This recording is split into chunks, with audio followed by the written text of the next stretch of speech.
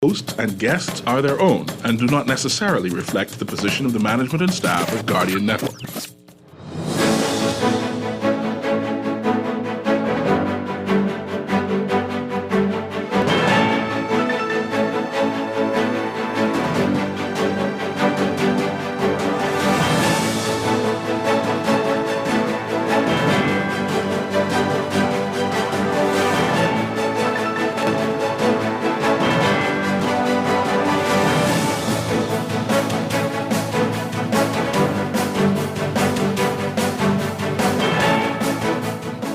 Good morning. Former Prime Minister Hubert Minnis expected to run for F&M leadership, but F&M Chairman Dr. Dwayne Sands saying he'll lose. In our interviews later, we are talking with Island Luck in the Morning Blend Business Hour. As long as a new production coming up. That's all straight ahead this morning. I'm Chester Robards, filling in for Dwight Strachan, and this is Morning Blend. Wake up, it's a new day. Wake up, it's a new day. It's the start of a new way. You know that it's the start of the end of the old way. Revolution. Wake up, it's a new day. Wake up, it's a new day.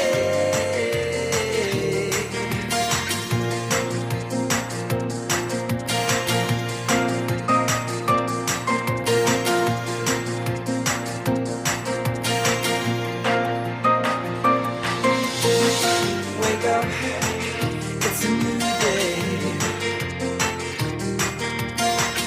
Wake up, it's a new day. Good morning again, Bahamas.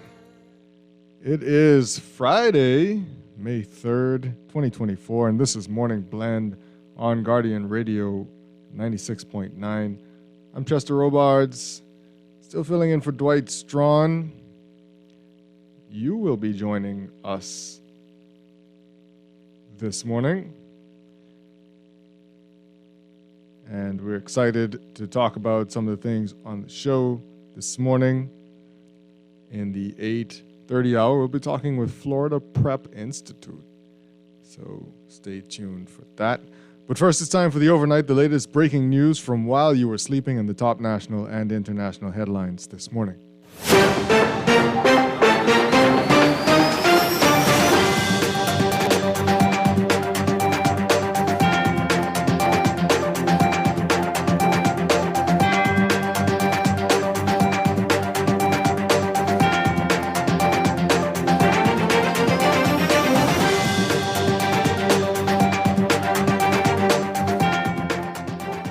And in the overnight, former Prime Minister Dr. Hubert Minnis will challenge the Free National Movement leader Michael Pintard for the leadership of the party when it holds its convention on June 1st.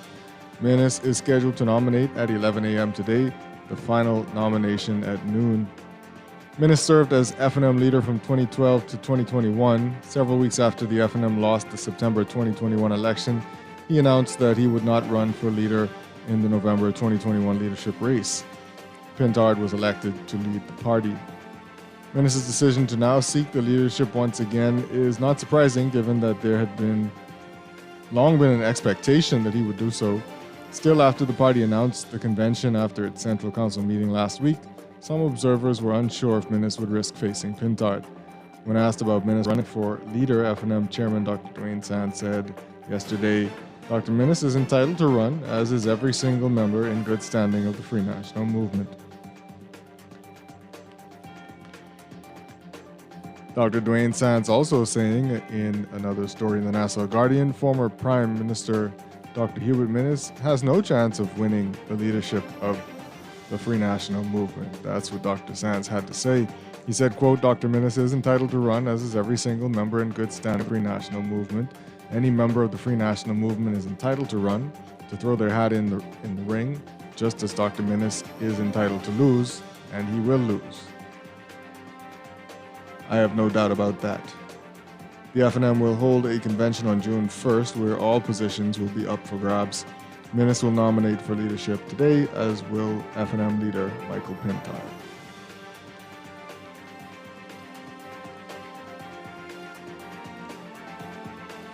And Minister of Energy and Transport Jo Beth Colby Davis said yesterday the official opposition does not have any legitimacy to complain about the handling of Bahamas Power and Light.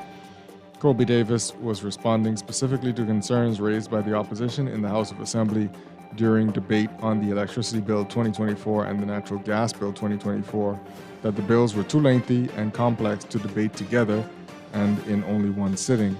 She said, quote, "As much as I can be able to converse and communicate with you, the media and the public, to give them the assurances to make sure that I put in a better terminology that they can understand, I will do that," she said. Quote, "But I do not think the opposition is in any position to criticize the government because the opposition had 4.5 years. We are amending a 2015 bill, which means they did nothing to the legislation when they sat as the government." And Minister Beth Colby Davis also saying that there are no firm plans yet on the way forward for BPL. She said yesterday all options are on the table to help right-size Bahamas Power and Light, which she reiterated is in a state of financial crisis. She said, quote, "All of the exercises that we're doing now are a part of right-sizing BPL. Any partnership or any relationship that we engage in would also take into consideration the option to be able to facilitate payments to the legacy debt on a timely basis, and that is why we have to do these exercises so we can give BPL more room in their finances to be able to fund and pay down their debt."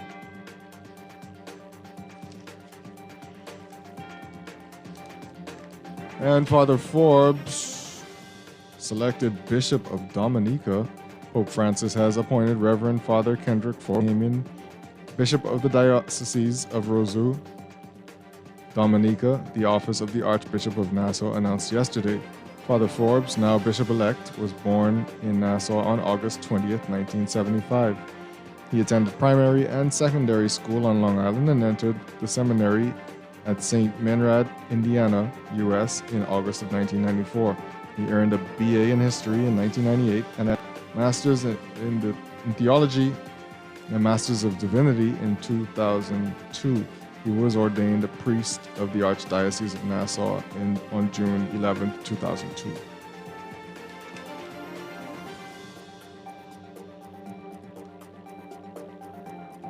And the defense yesterday implored a jury not to convict an, quote, "innocent man of murder and attempted murder," but the Crown argued that Shaquille Taylor's guilt has been proven beyond a reasonable doubt.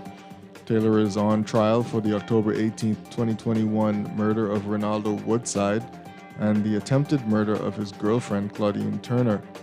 Prosecutors say Woodside and Turner went to pick up Woodside's brother from a home on Wolf Road. While outside, prosecutors say an unmasked gunman, alleged to be Taylor, fired multiple shots. Woodside was hit in the back and the bullet exited through his chest. Turner said she laid flat in the Toyota Passo after one of the bullets pierced the windshield of the Toyota Passo. Woodside was taken to the hospital in the same car. He died in the hospital later that day. Before he died, Inspector Raphael Miller saw Woodside in the trauma room at Princess Margaret Hospital. He said that he asked Woodside who shot him. Woodside allegedly identified his killer as Fatty Muff, which prosecutors say is the defendant's street name. Woodside also added that Fatty Muff was a friend of Dino Smith from the Big Yard.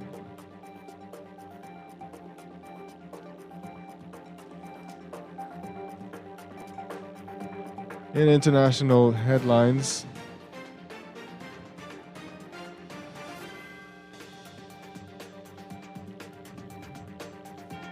Hamas is sending a delegation to Egypt for further ceasefire talks in the latest sign of progress. Hamas said Thursday that it was sending that delegation to Egypt for further ceasefire talks in a new sign of progress in attempts by international mediators to hammer out an agreement between Israel and the militant group to end the war in Gaza. After months of stop-and-start negotiations, the ceasefire efforts appear to have reached a critical stage, with Egyptian and American mediators reporting signs of compromise in recent days. But chances for the deal remain entangled with the key question of whether Israel will accept an end to the war without reaching its stated goal of destroying Hamas. The stakes in the ceasefire negotiations were made clear in a new UN report that said if the Israel-Hamas war stops today, it will still take until 2040 to rebuild all the homes that have been destroyed by nearly 7 months of Israeli bombardment and ground offensives in Gaza. It warned that the impact of the damage to the economy will set back development for generations and will only get worse with every month fighting continues. The proposal that U.S. and Egyptian mediators have put to Hamas, apparently with Israel's acceptance, sets out a 3-stage process that would bring an immediate 6-week ceasefire and partial release of Israeli hostages, but also negotiations over a permanent calm that includes some sort of Israeli withdrawal from Gaza, according to an Egyptian official. Hamas is seeking guarantees for a full Israeli withdrawal and complete end to the war.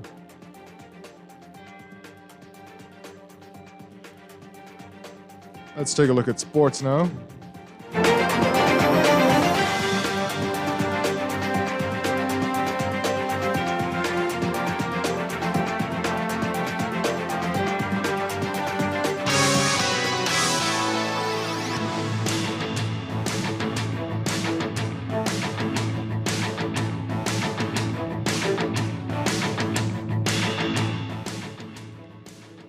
Britain going after 5 medals. The British team for the World Athletic Relays Bahamas 2024 spent about 2 weeks in Florida before traveling to the Bahamas just to get acclimatized to the weather in this region and prepare to compete. The 32-member team from Great Britain and Northern Ireland is here for the World Relays, set for this weekend, May 4th and 5th at the Thomas A. Robinson National Stadium in Nassau, Bahamas. There is now just 1 day to go.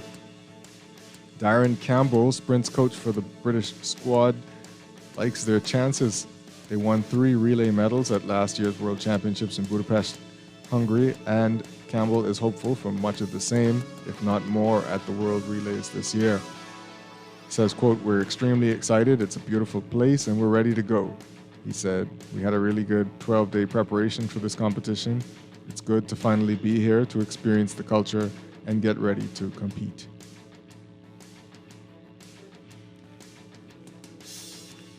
And Jazzrado Jazz Chisholm Jr. and the Miami Marlins are in the midst of their longest winning streak of the season. In fact, it's their only winning streak of the season. It's been a forgettable 2024 campaign so far as the Marlins sit at the bottom of the National League East Division with a 9-24 win-loss record, their 3rd worst in all of Major League Baseball. Be that as it may, they appear bent on fighting themselves out of their current hole. The Marlins won their 3rd game in a row on Thursday, beating the Colorado Rockies 5-4 at Lone Depot Park in Miami, Florida. They swept the Rockies 3-0 in the midweek set, winning 7-6 on Tuesday, 4-1 on Wednesday, and 5-4 on Thursday. Bahamian professional baseball player Chisholm was having a rough series until his first at-bat on Thursday on a 96 miles per hour, 4-seam fastball. Left-handed batter Chisholm connected and sent it the other way. He drove in Marlins leadoff batters Luis Arias with the game's first run. And the Bahamas Triathlon and Aquathlon National Championships held April 27th and 28th at Jaws Beach proved to be a successful event, displaying athletic talent across all ages. The distance for the sprint aquathlon was 1,000 meters swim and a 5-kilometer run with varying distances for younger athletes. The triathlon sprint distance was 750-meter swim, a 20K bike ride, and a 5K run with varying distances for younger athletes. With cooler weather providing perfect conditions, the event had an impressive turnout of approximately 50 athletes each day.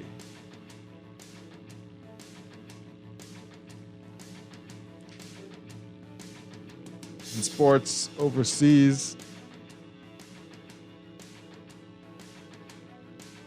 the Knicks advanced to the Eastern Conference semis, topping 76ers 118 in Game 6. With a frenzied Philly crowd clamoring for defense, Josh Hart hesitated for just a second after Jalen Brunson passed him the ball from the left wing before Hart realized the 76ers weren't playing any D on him. Left alone at the top of the arc, Hart let it fly. He said, quote, "I was able to get my feet set and just shoot an open, uncontested shot." Hart raised his arms and extended 3 fingers on each hand on his go-ahead three-pointer for 24.4 seconds left. That was finally enough to help send the New York Knicks past the Philadelphia 76ers 118 to 115 in Game 6 on Thursday night and into the second round of the playoffs. Brunson had 41 points and 12 assists to lead the Knicks, who were set for an Eastern Conference semifinal matchup with Indiana. The Pacers beat Milwaukee in 6 games and advanced to the second round for the first time in 10 years. That's sports, and that's the overnight. Now time for your first look at weather.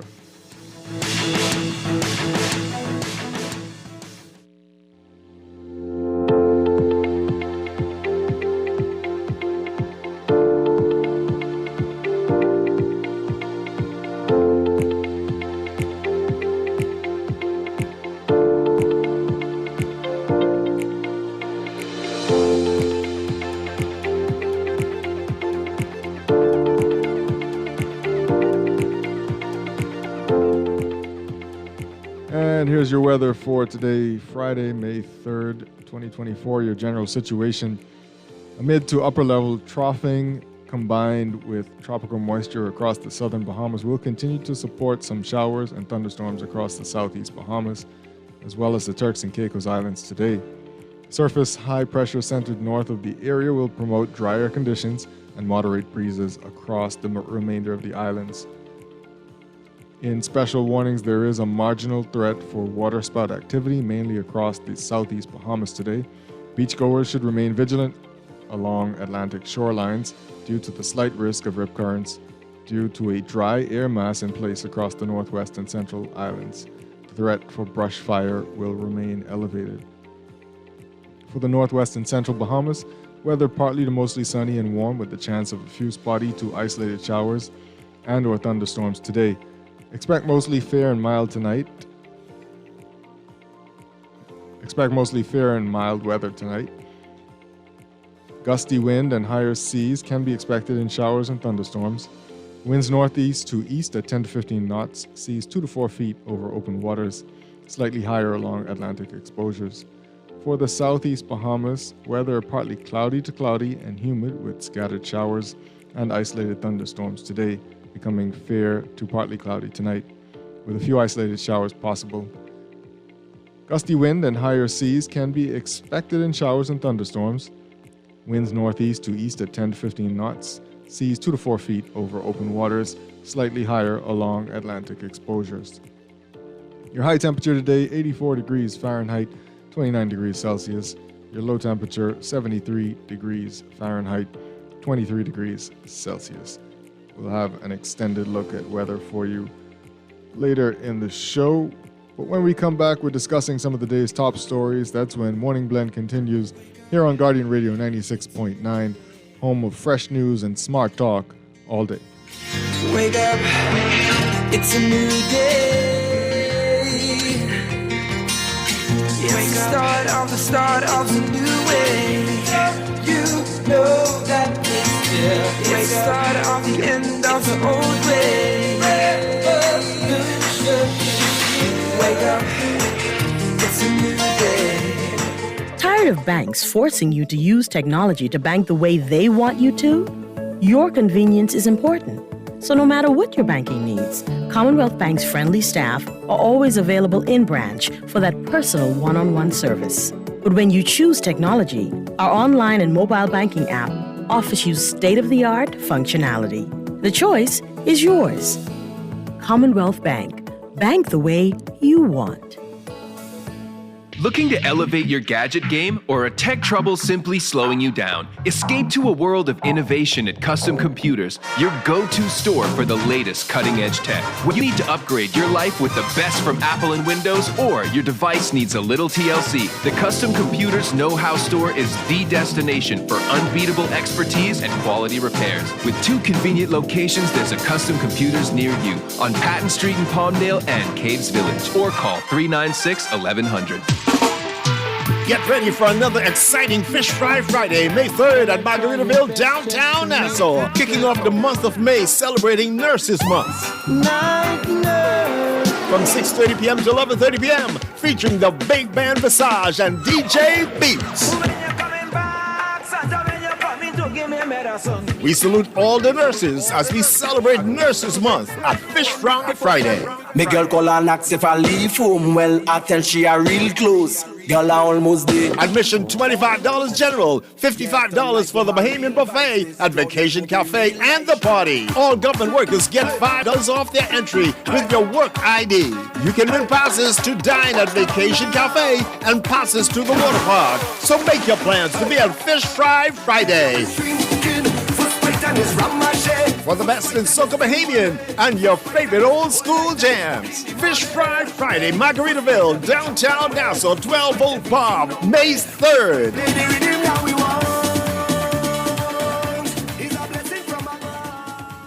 Ready to save? You can put $100 into the CFAL Savings Express Plan and make sure your money keeps growing. Earn interest on your savings while you're sleeping, eating, or standing in line at the bank. Ready to invest? Start by putting $1,000 into our mutual funds and earn interest there too. Because at CFAL, your interest is our interest. Visit cfal.com to start now. CFAL, growing wealth for future generations of Bahamians. Screws and Fasteners World, Balfour Avenue and Palm Beach Street, has those hard-to-find fasteners for you right now. You can find stainless steel regular hex, carriage bolts, galvanized bolts, threaded rods, nails, self-tap screws, sex bolts, anchor bolts, turnbuckles, masonry tools, hand tools, and weed whacker strings. Check out the rope selection and car body fasteners too. Special orders are welcome. It's your #1 fastener store. Screws and Fasteners World, Balfour Avenue and Palm Beach Streets. Call 326-1976. The signs are clear. It's time to pay less for your current mortgage by switching to Scotiabank. Enjoy lower interest rates and no payments up to 2 months when you switch to Scotiabank today. Plus, we'll even pay your switch costs. It's that easy. Ready to switch to Scotiabank? Call us today at 242-356-1697 or visit bs.scotiabank.com to switch your mortgage to become mortgage-free faster. Wake up, it's a new day.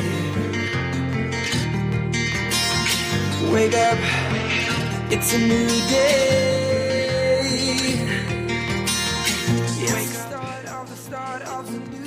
Good morning and welcome back to Morning Blend on Guardian Radio 96.9. We are streaming live on www.guardiantalkradio.com and the Guardian Radio app for your smart devices and on your televisions on Cable Bahamas Channel 969 or BTC Flow Channel 612.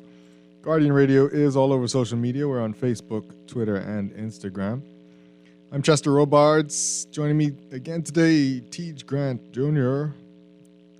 Good morning, Chester. Good morning. Glad to have you again today. Happy to be here, man. Thank you. And you can join our conversation today as well. You can tweet us at MorningBlend969 or follow the hashtag MorningBlend. Be sure to like our Facebook page, facebook.com/MorningBlend969. Leave your comments and read what others are saying about topics on the show. Or you can email us at morningblend@nascar.com.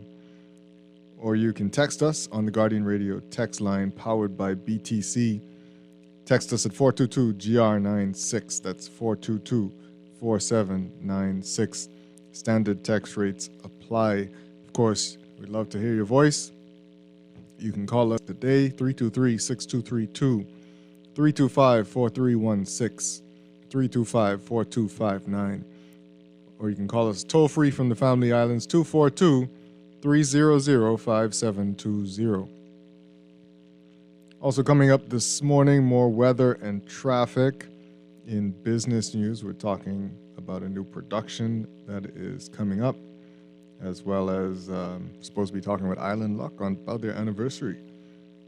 And in our 8 o'clock hour, we'll be talking with Florida Prep. But first, it's time to talk about what's in the news.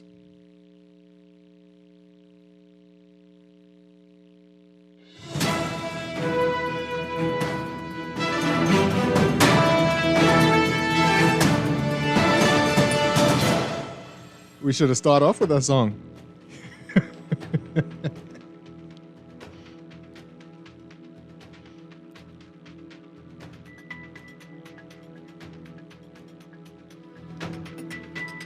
Yeah.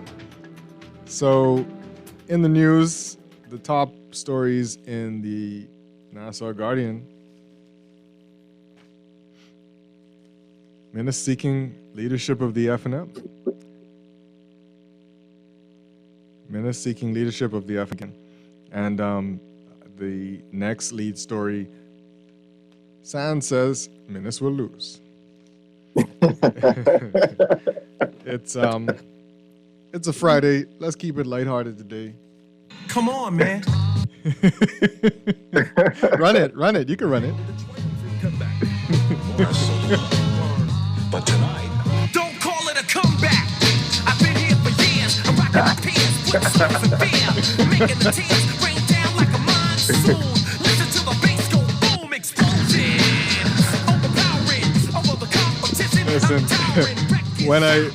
when I thought about the headlines this morning, this song came to my mind, Teach, and I wish Menace would walk into this. To go nominate today, he'd go walk into headquarters. That would be legendary. I want to see that. That's something I want to see. Oh, man. Oh, boy. Okay, I needed that to wake me up. Yeah, exciting times for the FNM right now. Very exciting times. Absolutely.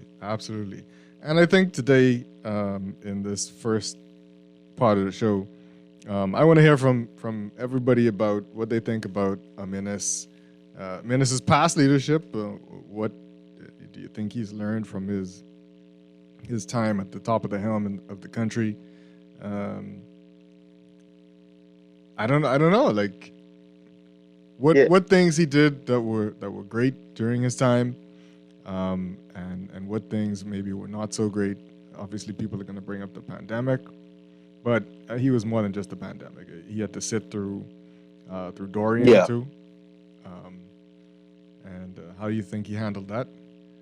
So yeah, I wonder if many people would approach this situation like he has done the best he could do given the circumstances, because like you said, during that 5 years or 4 years, we saw Dorian, and then we had a pandemic right after the following year. Yeah. And so that's tough, that's tough. And I think a lot of people recognize how tough that is. And I think many wonder if he was given a legitimate shot at leading the country under normal circumstances. But the way the world runs, what exactly is normal circumstances right now? Right. I will tell you.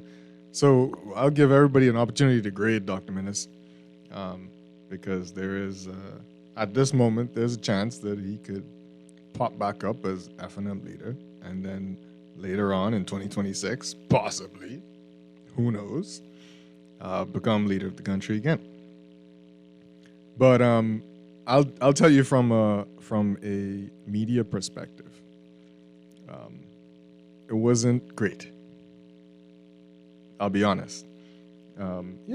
Dr. Menace, when he's in opposition or when he's not in power, is our friend, and he's great. He answers the phone. He talks to us. He used to get a little bit hostile when he was PM, when we asked certain questions and talk about certain things. That's not uncommon, though. That's not uncommon. Go ahead. What'd you say? It's not uncommon, right? Yeah. But it's something that we need to fix in the country, though. Yeah. There's no way possible that you can be the prime minister of the country and fail to communicate to the people through the media because you're annoyed. That's not acceptable. And I think people need to hold him accountable for that. Yeah, definitely. And then there were all of the analogies that came with that. You know, people make fun of him, the fishing from the moon, him saying no NPO, which, you know, everybody had to go scatter to go look up what that was about. Right. So that was interesting. But I think from a policy standpoint, the Minnis administration, like you mentioned, I think they got off to an interesting start. They were trying to move the country in a better direction financially. They put some controls, some legislation to control how our finances are dealt with in place. And for all intents and purposes, that was going in a good direction. I think Peter Turnquest was doing a good job. He was deputy. Yeah. And then you had, you know, the biggest storm to hit this side of the world in a very long time. Exactly. And that derailed everything. Yeah. So and people don't understand how much these storms cost the country. The devastation is unbelievable when you're talking about dollars and cents, you know? Yep. And so, yeah, it was a heavy blow to absorb for the Minnis administration, and not only him, but us, the Bahamian people. Yeah, and say what you want about, so we got this BPL debate going on right now. The PLP administration left office, and BPL was in no better position than it was before. And we had some of the worst blackouts in the summer of, that was 2018? Or that was 2019? Yeah. I think that was just before Dorian. Yeah. I mean, I think it was just before Dorian. It was the worst, and everybody remembers that. And you know, we have the opposition, the government leadership in the PLP saying now, oh, they did nothing with BPL. But let me tell you, they fixed the power generation problem as quickly as they could, and everybody sent up 3 cheers for them for that, because if that had continued, I think everybody in New Providence would have left. We would have all gone to Canada and the U.S. because there's no way you could have lived like that. Right? No, it's impossible to live the way it is now. Yeah. The way it is now. So just imagine it being like 5 times worse. Things are remarkably better. Let me knock on wood before Dwight lights go out. They like to attack him. But you know, now we have to move into a more sustainable future for BPL, and that's a totally different conversation. And the F&M at the time was moving in that direction. They were locked in negotiations with Shell, North America. Yeah. They couldn't get past an impasse. And every time you spoke to the chairman of BPL at the time, Dr. Moxie, he would tell you, look, we're trying to get the best deal for the Bahamian people. Now, we know how these negotiations go, right? Shell wants something, the Bahamian people want something. Yeah. And these big corporations will strong-arm you. And they will. We were never privy to what those impasses were, but by the election time, that was the end of that. You lost figured the that election. Out. It was what it was. And go ahead. No, I was just saying, I was one of those who, when Minnis first came into the picture and he was campaigning, I was like, oh, this could be nice, you know, for the country. This could be good. But of course, I look at policy and I look at both parties. I'm neither PLP or F&M. Mm-hmm. And so Dr. Minnis seemed like a great option for a leader at the time. Yeah. After him being in there for about 2-3 years, I was, and I'm just speaking for me personally, I was frustrated with the way he communicated to the Bahamian people. I felt that, and I'll just say it. I won't be politically correct. I felt like he was rude. Mm-hmm. I felt like he was arrogant, Mm-hmm. and I felt that sometimes he was disconnected. And that was the main problem that I had with Menace. Yeah. When trouble came around, it seemed like he wanted to run, and he did not want to talk to the Bahamian people. I would never forget the press conference at NEMA, where the power just magically went. Oh no, sorry, was that NEMA or was that at the Ministry of Health? And the power just magically went out during a press conference when he was supposed to come on and speak. Yeah. And so I think about that. And I think about the failure to communicate to the people when the people expect you to communicate. Yeah. There's no power failure that can stop the Prime Minister from communicating to the people. Pull out your cell phone and go on Facebook Live, something. Yeah. There are ways we could do this, but we cannot just disconnect from the people and shut off and not communicate, especially during times that are a bit turbulent for the country. Yeah. You're right.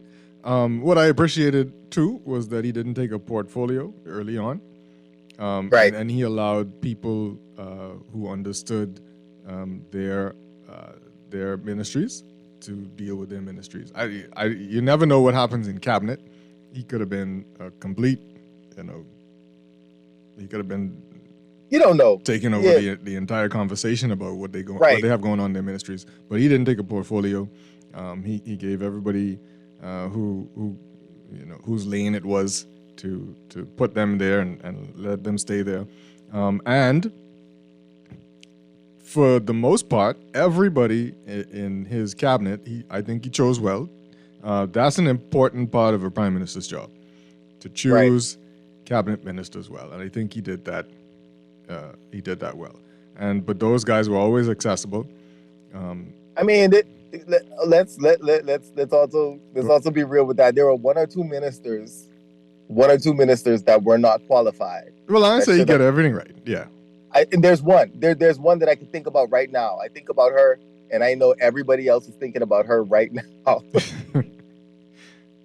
I wouldn't say everybody was qualified, but no. And I understand what you're saying. He did have great assignments, and I think some of those assignments were like, the Ministry of Finance, the Ministry of Social Services. That's the one that I feel like could have been, honed in on a bit better. Yeah. We looked at Ministry of Social Services a bit better, and I think that's a portfolio that they assign to whoever. I think they don't think about what can this person do for that ministry. Yeah. What is this person's experience prior to this, where they would thrive in this ministry? And I think social services is the ministry where they need to pay more attention to and be more careful with who they select. Yeah, especially. Absolutely right. Let's take some of these calls. Good morning, caller. Welcome to Morning Blend. Hey, morning, Jess. How you doing? Good. How you doing? Yeah, man. Great. So I listening to Gas, and some of the things he's saying is spot on. But in particular, I had an experience with Dr. Menace, and I don't like to get personal, but I had some time to psychoanalyze his response, and I'll give you an example. He stopped by the barbershop, Penny Saving Barbershop, on East Street, and it was an issue with, I approached him and I asked him about this issue with hotels issuing out contracts in our main industry where, people look to have their livelihoods. And what is his position? His response to me was, and this was April 9th, I can never forget it.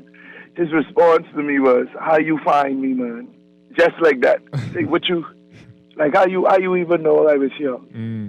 I say, so I chuckled to myself and I say, well, they told me you are the leader, and that's why I don't consider these people leader, because the arrogance and the response and the behavior is like you bothering him, and when you see, we need to psychoanalyze these behaviors, his posture, his mannerisms, his behavior is one that I am privileged. I don't really have to deal with a lot of these things. And then when the pressure really came, he put his hands behind his back and then he put his head in the ground.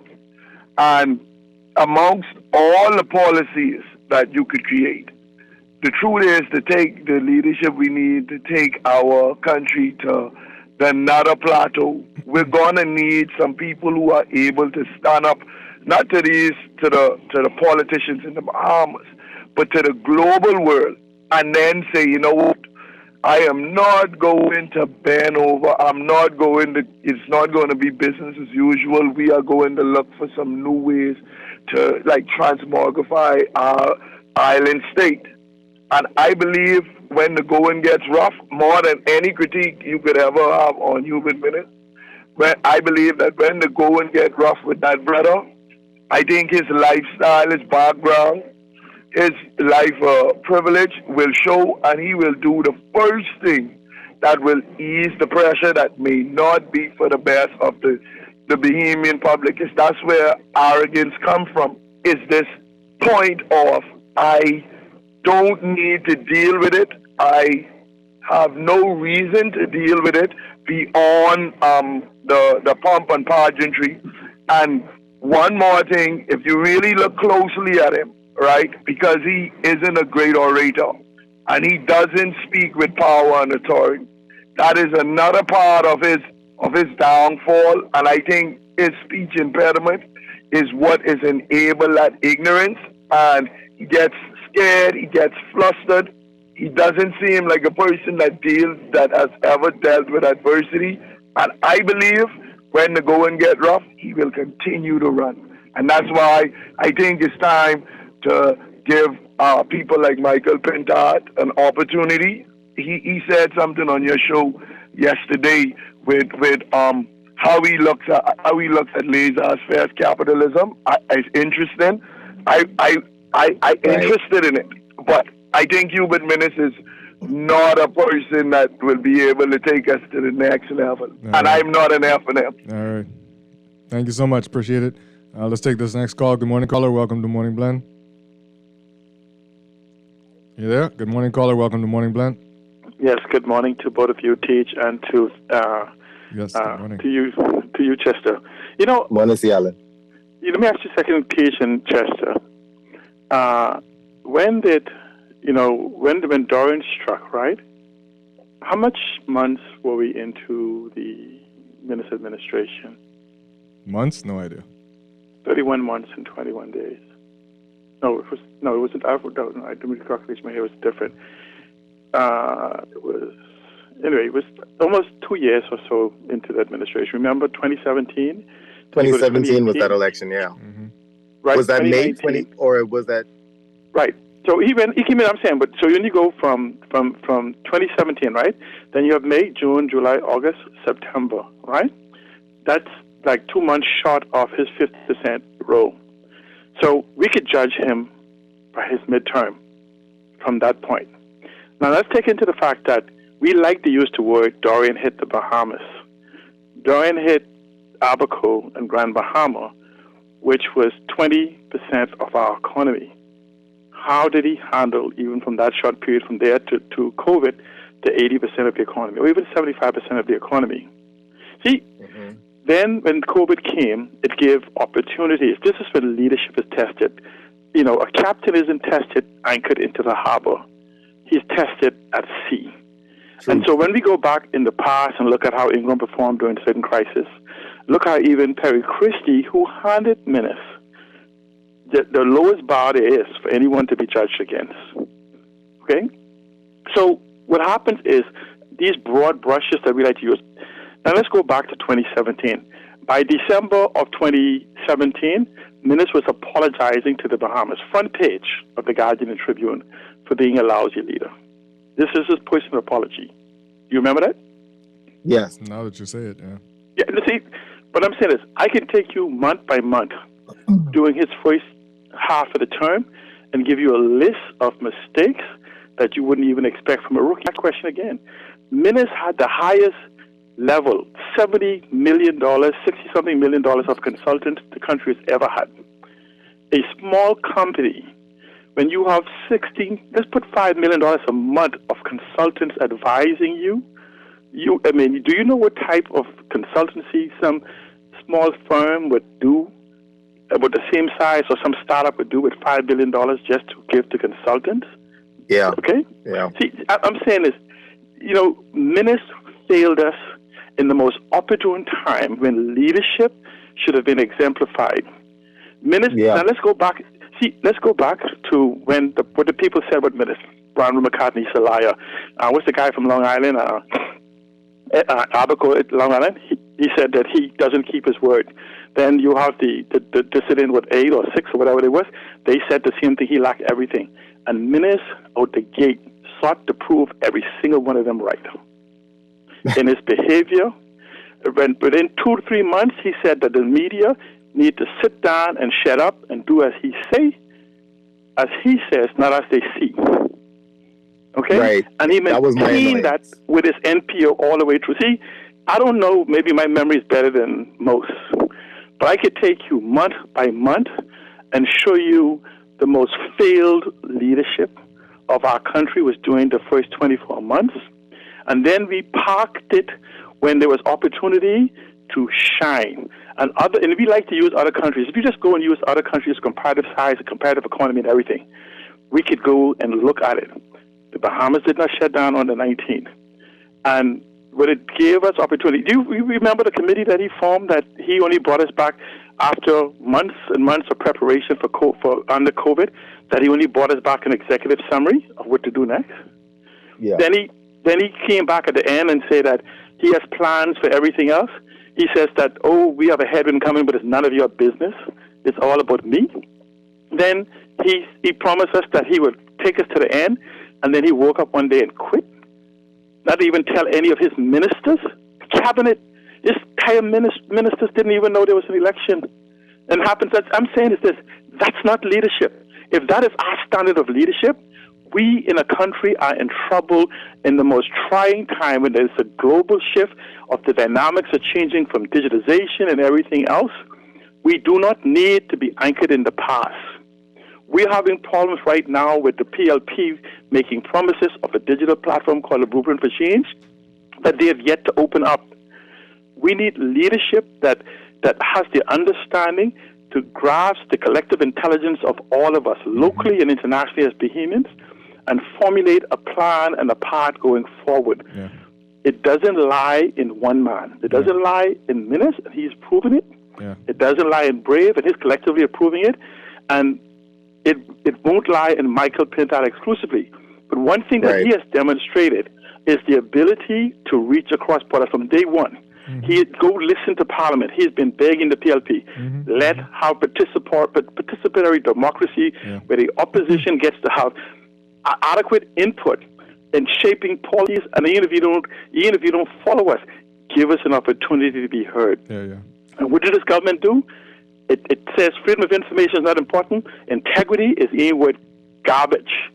Okay? Anti-corruption legislation. See, there's a problem, When you need to make laws to force your government to be accountable, to force your government to give you freedom of information, to force them to be people of integrity, to force them to not be corrupt.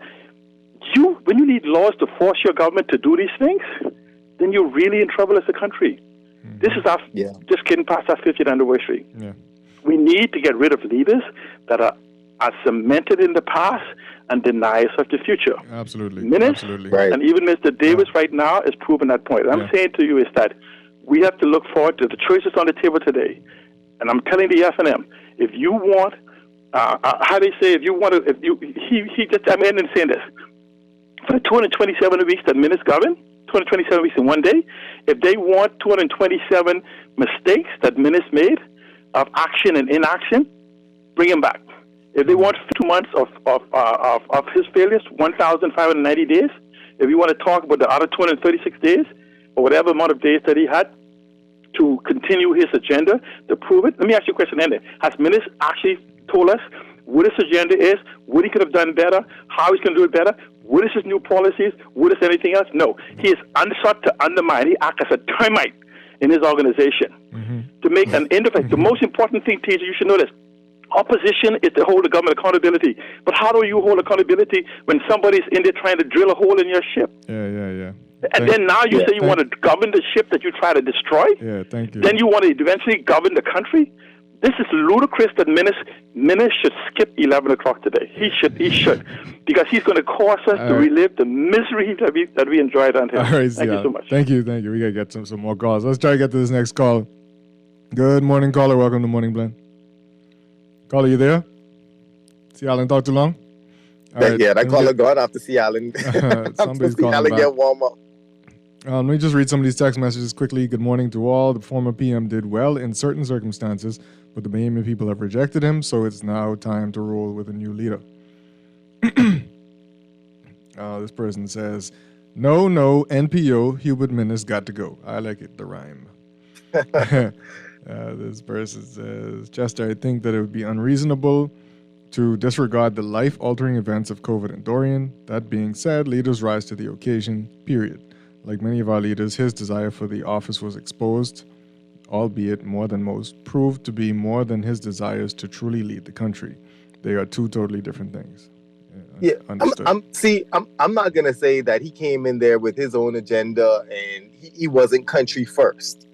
I'm not there. Yeah. I personally think that he did not know how to handle adversity when adversity came, and we could argue that Dorian is the most extreme kind of adversity. We could argue that, COVID as well. And so I understand that. But at the same time, when you're a leader, there's a certain calm that you have to bring to the people. Yeah. And I'm not saying that you have to lie to the people. I'm not saying you have to smoke and mirrors. I'm saying be honest, but communicate to us, communicate to us the way you want to be communicated to. Because I'm sure if he was communicated or if he was spoken to the way that he spoke to us, he would be very agitated. Yeah. I know him.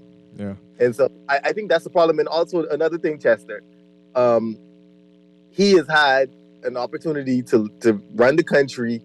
We have a vision. We have a view of what he did. We could think back to the things that he did right, the things that he did wrong.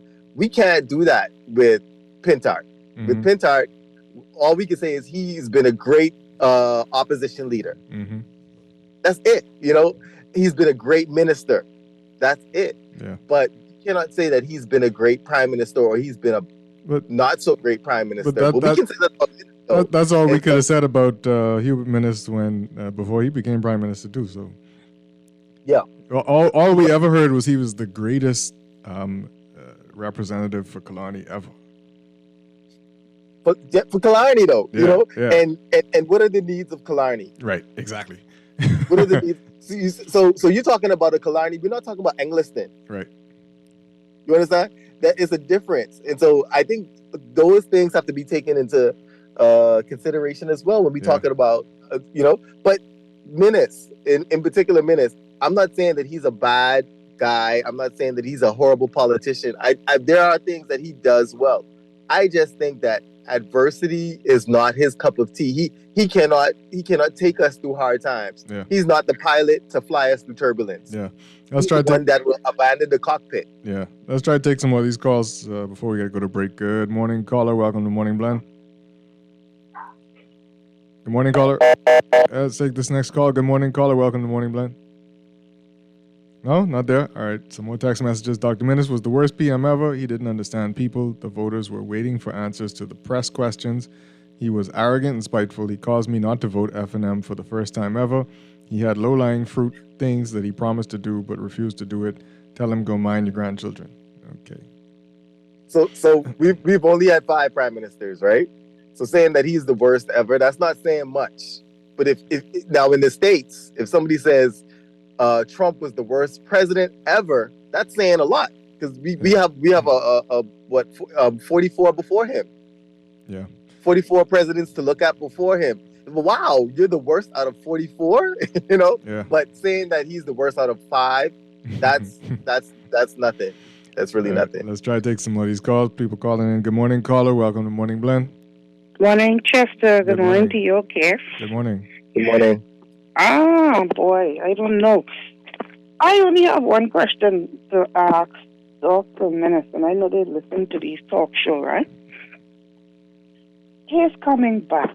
It was almost as if he's trying to, what are you trying to prove? You know, because I listen to persons, not just on video, but even if you would, you know, put your ear out there on the brand, and I don't hear much people, like, they, you know, if you just, like, coming into someone's home and you're not invited, you know, when people doesn't want you, you know, so when he said that he was going to confront with his family, you know, and so forth and friends, I really would assume they would tell him, you know what, don't bother. Just sit this one, you know, sit this one out and don't bother. Cause you can't hate your party that much or hate the present leader of the opposition that much that you want to just, you know what I mean? Yeah. If you gotta love your party you worked for, you was in for so long that you wanted to survive. You can't just want to destroy it by just, you know, going up against someone. Give the young man an opportunity. Is that going back? Pardon me? No, yeah, I agree. Yeah. And it's not so much the pandemic. Everybody's a pandemic. I think it's that taurine, that thing in Albuquerque, that would most stand, you know, out for Bahamians, you know, and their family, what those persons went through. And I'm not just giving it all on, I'm giving it all on Dr. Minute because he was the government at the time. Yeah. And that, I don't even live in Albuquerque, but the stories that I hear come out of Albuquerque, it even bothers me. So I don't know. I just feel like he needs to just sit this one man. The pension, they need to, what they need to do, I think mostly he's coming back for pension. So what they probably need to do is, pardon me? No. We gotta get to some more calls, but thank you for your input. Let's get to some more calls. Good morning, caller. Welcome to Morning Blend. Good morning. How you guys doing? Good. How you doing? I'm all right. I've been listening to your show for a few days now on this topic, and I asked myself this question: if I was a part of an organization or was working in a company on a small farm, and I heard a plot by one of my leaders or head of any company or, like, say, organization I was in, and it was plotting to sabotage, steal, or victimize somebody, what would I do? And I thought about it, and I said, if I stay there and I said nothing, am I not as bad as the person who's doing it? So that question brought me back straight to all of our parties. As bad as Menace may have been, Perry, whoever, if I'm a part of that party and we sit back and we know the things that was going on was wrong, we didn't put the Bahamian people first, aren't we just as bad as the leaders who making these decisions? Yeah, I would say so. And secondly, I feel that most parties or most MPs, they put the party before the country. So these things would make me stop and think, hey, who are we voting for? And what are the agendas of these parties? They tell the people what they like to hear, but do what they want.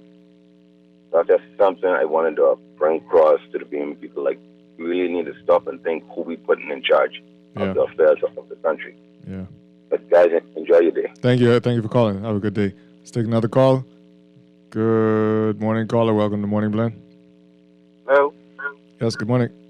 Morning, Chef. How are you? Good. How you doing? Morning to your guests as well. Menace. I don't know what Menace is coming back for. Menace. You know, all of the comments that I've heard C. Allen make, I think this was one of his best comments ever. Menace was arrogant. Menace was rude. He didn't listen to his advisors. And on top of that, before the game was even over, he called it quits. Is this really who we expect to lead this country? Listen to me. I think our biggest problem is we keep electing a bunch of old men.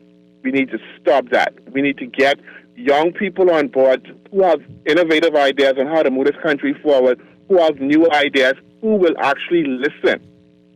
And, you know, when these old fellas come, what do? They bring in and they recycle all of these old people that should have been long time retired. We don't need that. They are holding this country back. And on top of that, another thing that really ticked me off in Minutes when he was in power, Minutes made sure that the rich got richer. Everything that he did, all of the persons that he handed out jobs to do, they were rich people that did not need the positions that he gave them. So Minutes, and here's the thing, I'm an F&M supporter from the first time I voted. And I like to tell people I'm a Hubert Ingram F&M. But Minutes was the first prime minister or the first F&M that caused me not to vote F&M. So definitely Minutes is a no. Okay, that's all I have to say. Thank you. Appreciate it. Let's try to take another call before we have to go to a break. Good morning, caller. Welcome to Morning Blend. Caller, you there? No, let's take this next call. Good morning, caller. Welcome to Morning Blend. Yes, good morning, Chester. How you doing? Good. How you doing? Yeah, I agree with the gentleman who was talking about you need to consider what the party is all about. Because I'm disappointed in the Bahamian people because, yeah, we have it. We just had this talk about the BPL deal and what's going on. The government just passed the bill the other day in the House. And I feel that's a very important piece of legislation as it relates to us and our future. But, for the past week, the topic has been whether or not Mr. Minutes is going to run again for F&M. Who really cares about that? That's F&M internal politics. Why we got to make it a national narrative? Why we have to make it a national issue and have us talking about that all through the country when something more important is taking place right in front of our eyes? See, that's the problem. And Chester, even you said yesterday after the conversation with Mr. Pintard that you are jaded as it relates to these MPs, and that's because of the history that they have shown us.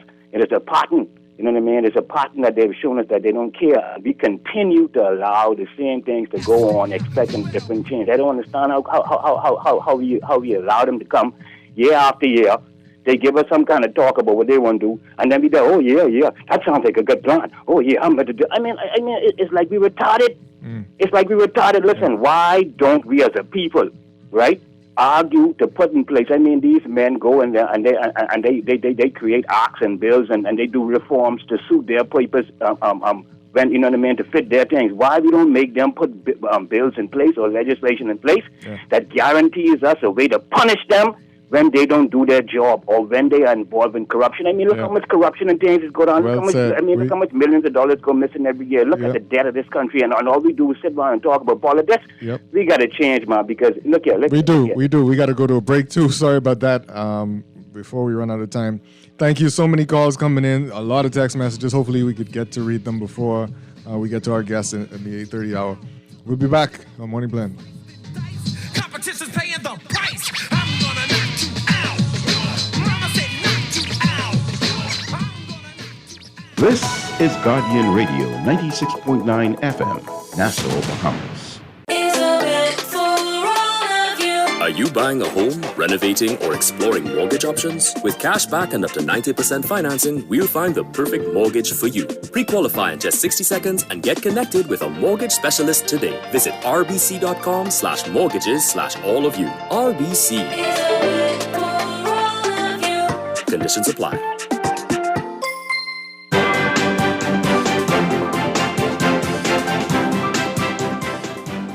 And now it's time for your Morning Blend Traffic Alert, brought to you by RBC, a bank for all of you.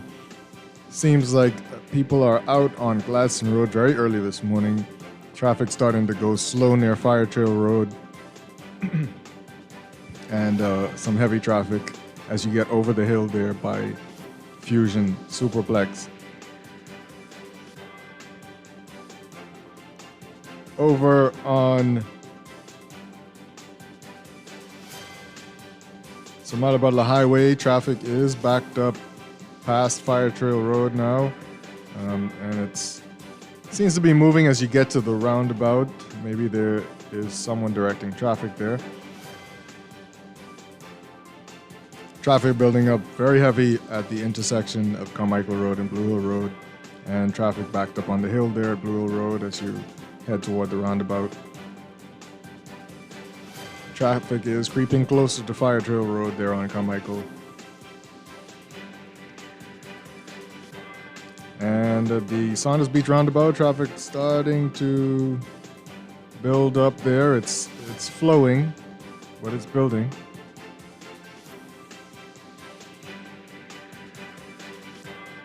On the Eastern Road, traffic heavy past Fox Hill Road.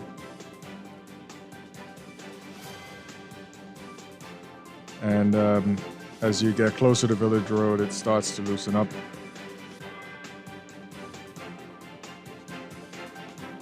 Traffic building up on Prince Charles Drive.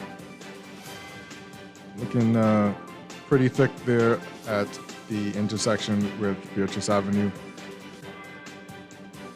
Those are your hot spots to talk about right now. That's your Morning Blend Traffic Alert brought to you by RBC. Learn more at rbc.com/Caribbean/all of you.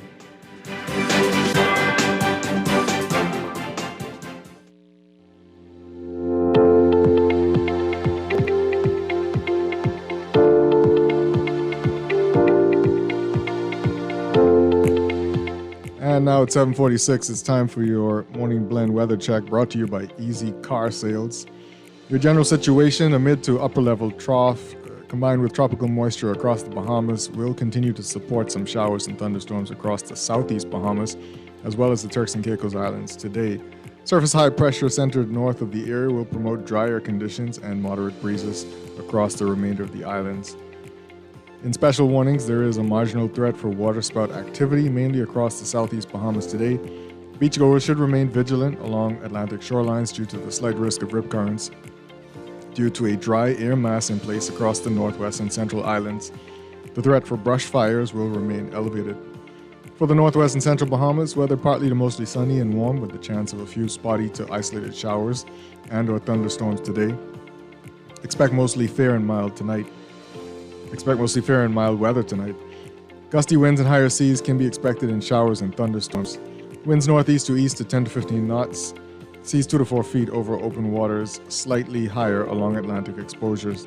For the southeast Bahamas, weather partly cloudy to cloudy and humid with scattered showers and isolated thunderstorms today, becoming fair to partly cloudy tonight with a few isolated showers possible.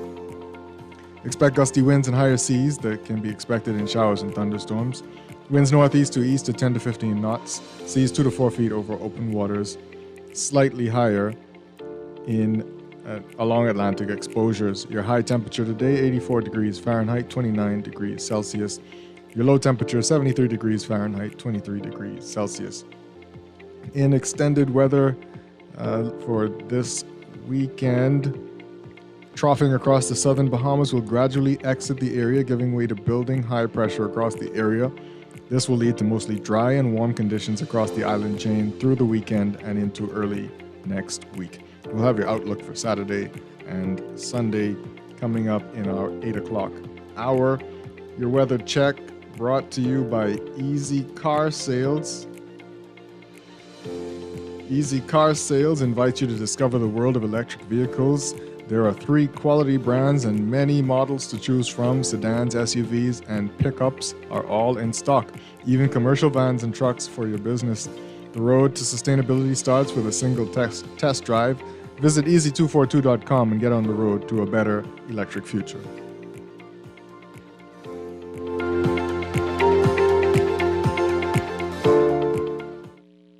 You've seen electric cars on the road, but isn't it time you drive one?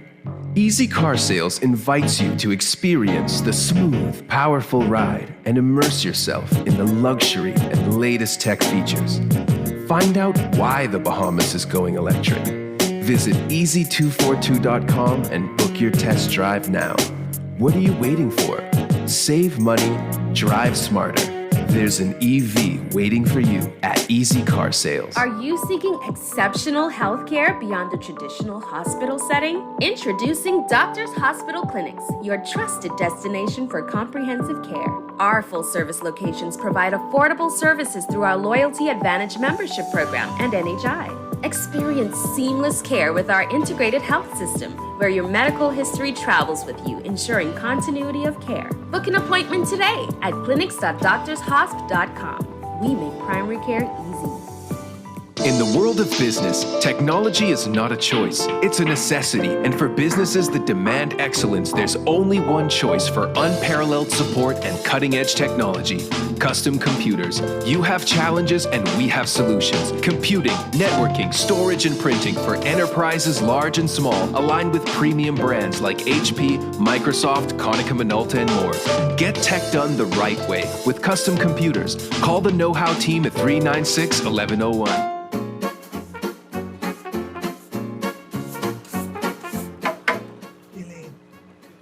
hear what Boss Man was saying in the back there just now? About what? The luncheon? Why you always worried about food? No, about how we gotta pay a little more for national insurance. Mildred, you talking fool. I can't afford to pay that. And you always crying, palm out. Ain't gonna be much. Boss still gotta pay. 1st of July, 2024. I think that criminal benefit is what did help my boy Tony through the pandemic. That same unemployment benefit. And guess what? What? Susan, I think she'd get a pregnancy benefit, eh? You mean maternity benefit, eh? So now, we gotta do our part to make sure we get our pension. All right. For more information, visit niprateIncrease.com. Maybe it's time to explore your options. There's no harm in reviewing your mortgage arrangement and considering a better deal. CIBC Caribbean can help you narrow your search and decide. Switch your mortgage to CIBC Caribbean and enjoy a special interest rate and help towards your switching cost. Visit CIBCFCIB.com/inspired home for more information. Conditions apply.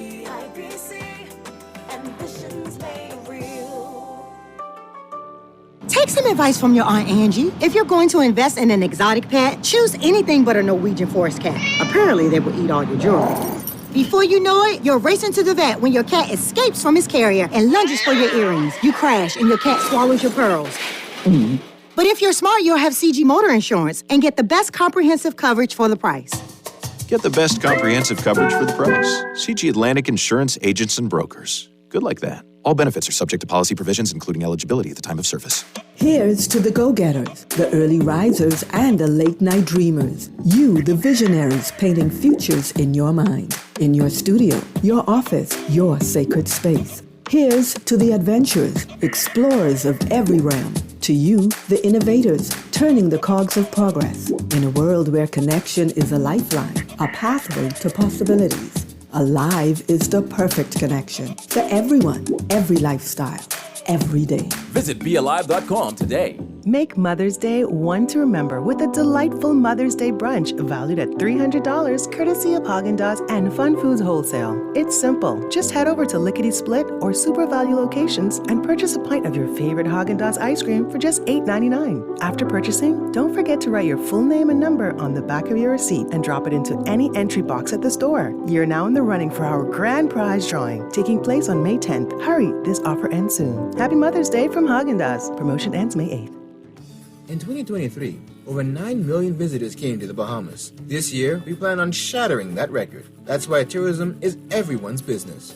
Paradise is not only found in Nassau, but throughout our 16-island destination. No matter who you are or what you do, we all have a part to play in our tourism industry. This is our country. These are our islands. This is our home. That's why tourism is everyone's business. Mothers are the heart of our homes, the soul of our memories, and the guiding light through life's journeys. Show your love with a gift from Kelly's House and Home's Mother's Day sale, Friday, May 3rd through Saturday, May 11th. Enjoy 20% off selected dinnerware, glassware, luggage, silk flowers, and picture frames, except on net items. One lucky person can win a gift basket for Mother's Day. Visit our Facebook page for more information. Kelly's House and Home's Mother's Day sale, May 3rd through 11th. Happy Mother's Day, all with love from Kelly's House and Home. This is Guardian Radio 96.9 FM. Fresh news, smart talk, all day.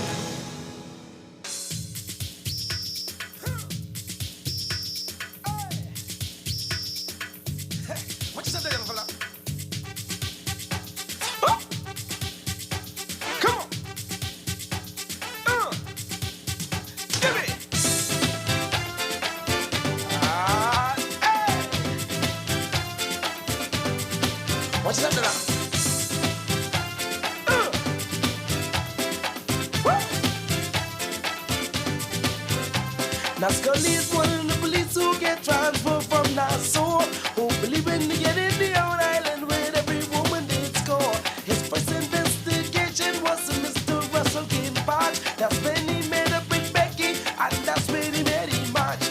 Now Scully fell in love at the very first sight. He tried to break up the King Patch fight. Scully had left broken hearts on every island and key, but this would Good morning and welcome back to Morning Blend on Guardian Radio 96.9. I'm Chester Robards along with Tej Grant. And Tej, I'm going to try to get through some of these text messages, these 1,000 text messages. Good morning. I agree with your co-host. This was rude and arrogant. Okay. Good morning, Chester. The Davis administration say they're breaking down the shanty town, but ask them why they haven't break down the one on Cowpen Road and why the media haven't questioned it, or you're all instructed not to. I don't know what you're talking about, but we just said it.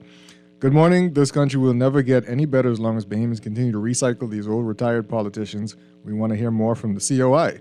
Stop wasting time on these people whom we just fired. Down to Minnis, he left me stuck at the airport at JFK for 3 days trying to get home when Americans was letting people in during the pandemic. I will never vote him in. Gee, I got personal qualms. The first question I asked Dr. Minnis is, why do you want to come back? Is it for personal advancement or advancement of the Bahamian people? I imagine he'll answer the Bahamian people. Then we litigate what he did to advance the average Bahamian during his time in office. We would be hard-pressed to find 3 substantive things that he did to advance Bahamians. What we have from his own mouth is his next time is for the poor. I don't know about you, but what I see in Dr. Minnis, the most honorable, is complete and total arrogance. Tell him to stay out or you'll get embarrassed. The PLP applauding Minnis in the House has traits of hitting Trump with 81 counts. Okay, I can't read text messages, I don't understand. Good morning, Chester, Sea Island, and the young before him said it all. Okay. They put up BPL bills by 162%. Minnis had 0% on BPL bills below $300. The PLP put 10% on it and has the gall to talk about the poor pays most for electricity. The PLP is obviously talking to non-thinkers. All right. Just to tell Dr. Hubert Minnis, who feels it all about me to never come back. If you're a leader, rise to the occasion. The press couldn't even get a sit-down interview with this tyrant in power while in power. Okay. Good morning. Me, Minnis, is not a personal person and should stay out of politics. He cried and begged for us to forgive him. However, he has not shown any change of demeanor as a leader. He is a follower, not a leader. Okay. Although he was not personally at the hospital as Prime Minister, the buck stops with him. Administrators have to report to the Prime Minister. I didn't read the first part of this message because it is a essay. Good morning, Minnis has the right to challenge Mr. Pindard for position as leader of the FNM. What the party needs to do during this upcoming convention is choosing their leader wisely. Of course, every party should choose their leader wisely. God bless Dr. Minnis. He needs to learn how to read the room, okay? And a lot of people saying that he has a right to contest for the leadership. Of course he does. And nobody's questioning that. He can do whatever he wants. Everybody's just expressing their frustration with him because he was our prime minister at some point. All right. We got to go to the news break, and Morning Blend will continue on the other side. I love my Facebook and Facebook love me. I love my Facebook friends and family. Some of them on Facebook like the cuss and swear. Some of them just dance bar and show the underwear. You don't see them there when I on Facebook, but I don't joke. Especially when I looking for someone to poke. Don't know when last I had physical contact. Don't know when last I had conch shell to crack. I won't break down back. I look on Facebook. I shook on Facebook. This is Guardian Radio 96.9 FM, Nassau, Bahamas. And now at 8:22, it's time for your final look at this morning's weather, brought to you by Sherwin-Williams Paints.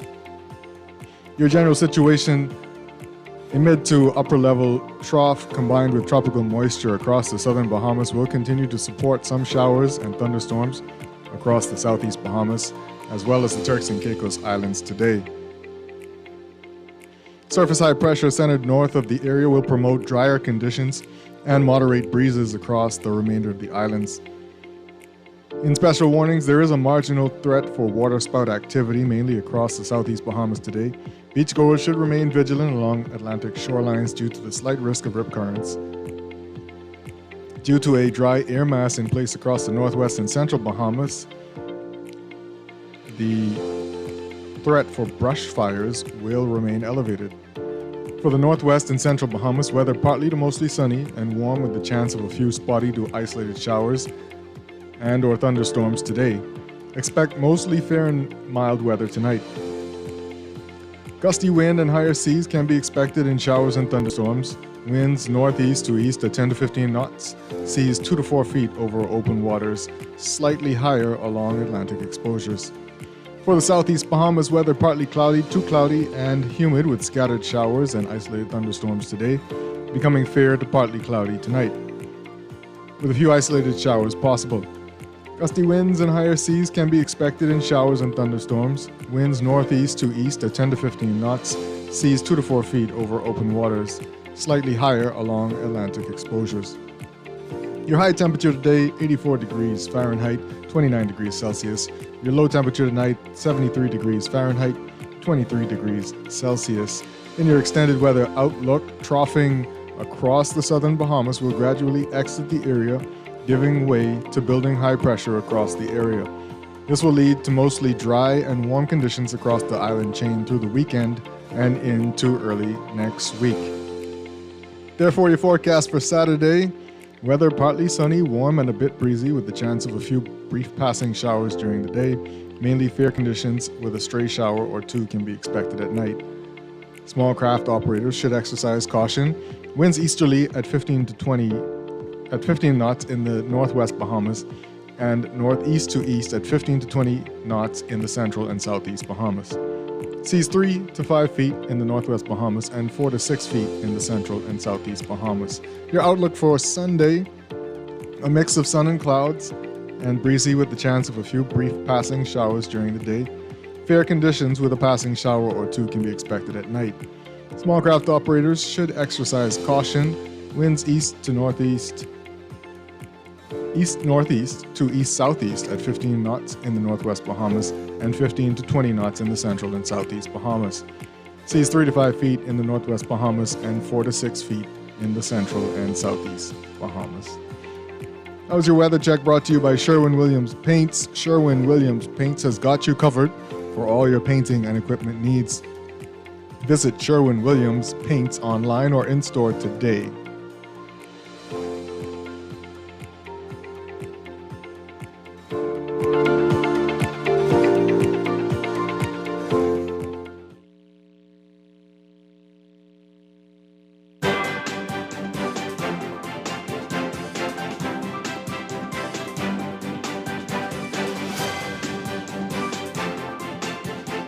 And it's time again for your Morning Blend Traffic Alert brought to you by RBC, a bank for all of you. Gladstone Road looking much of the same. Traffic close to Fire Trail Road, but not all the way back there. It has thickened a little, but it is still tight heading up the hill and over the hill. Traffic on John F. Kennedy Drive, not so bad in both directions. As you make your way over to the Saunders Beach area, traffic has built up there at the roundabout and is slowly backing up to Go Slow Bend. It hasn't reached there yet, so that's a blessing so far. Your commute into downtown, slow at Nassau Street, but it looks like it starts to move as you head into downtown. A little bit of congestion just before East Street.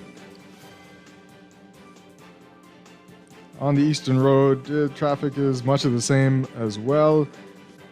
As you head westbound past Fox Hill Road, traffic thick, but loosens up a bit near Village Road. Traffic is building up at Village Road, the Village Road intersection with the Eastern Road. Traffic super tight there on Soldier Road as you head toward Wolf Road and Village Road.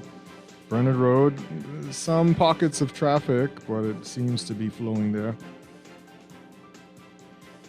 And Carmichael Road looking a little bit better for you now in the 8 o'clock hour, though as you get on to Blue Hill Road, the intersection there, traffic still thick. And Blue Hill Road past the Carmichael Road intersection, south of that, is not looking too bad this morning.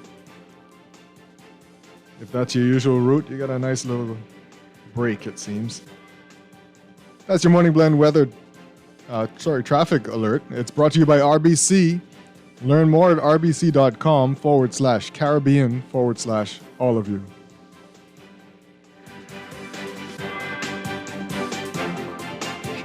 Bahamas doesn't mess about when it comes to product range and product knowledge. If it's a new product come in the store, we walk the store and study that product. One thing with our boss, if a new product comes in, he takes the time and he's always keeping us up to date with product knowledge.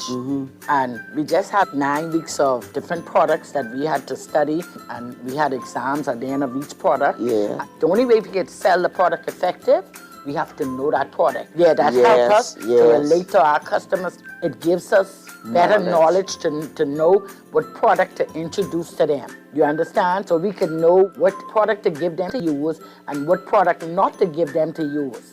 So product knowledge is really key in Sherwin-Williams. They got the keys. And the key is the product knowledge that comes with our extensive product range at Sherwin-Williams Paints, Bahamas. Find color in every day. RBC is a bit for all of you. Life is full of twists, turns, and defining moments that create your own unique story. However your story unfolds, we're here to help guide you through it. From every big decision to every new adventure, RBC is a bit for all of you. Visit rbc.com/Caribbean/all of you. In 2023, over 9 million visitors came to the Bahamas. This year, we plan on shattering that record. That's why tourism is everyone's business. Paradise is not only found in Nassau, but throughout our 16-island destination. No matter who you are or what you do, we all have a part to play in our tourism industry. This is our country. These are our islands. This is our home. That's why tourism is everyone's business. You've heard of electric cars. Now it's time you drive one. Easy Car Sales welcomes you to experience the power and prestige of the latest electric vehicles. Plug in at home for a 65% discount off your gas bill and never get stuck at the pump again. Build your dreams of a better future with a better car, the BYD EV. Visit easy242.com to book your free test drive today. Save your money while driving in style, only at Easy Car Sales. BWF wishes all mothers a happy Mother's Day. As we celebrate you, mothers wear many hats. For these hats, we say thank you for your unconditional love, commitment, sacrifices, and dedication. Hamper your mother with love this Mother's Day with a gift from BWF during our 2 weeks of Mother's Day savings. Up to 40% off Monday, April 29th through Saturday, May 11th. Savings include appliances, kitchen and outdoor cooking supplies, houseware supplies, bath towel gift sets, quilts, comforters and sheet sets, curtains, floral decor, and much, much more. Open Monday through Friday, 8 a.m. to 5 p.m. and Saturday, 8 a.m. to 1 p.m. BWF, we are more than just our name. Number 13 Wilton Street, telephone 394-0004 or 6. Check us out on Facebook. We ship to the Family Islands. This is Guardian Radio, 96.9 FM, Nassau, Bahamas.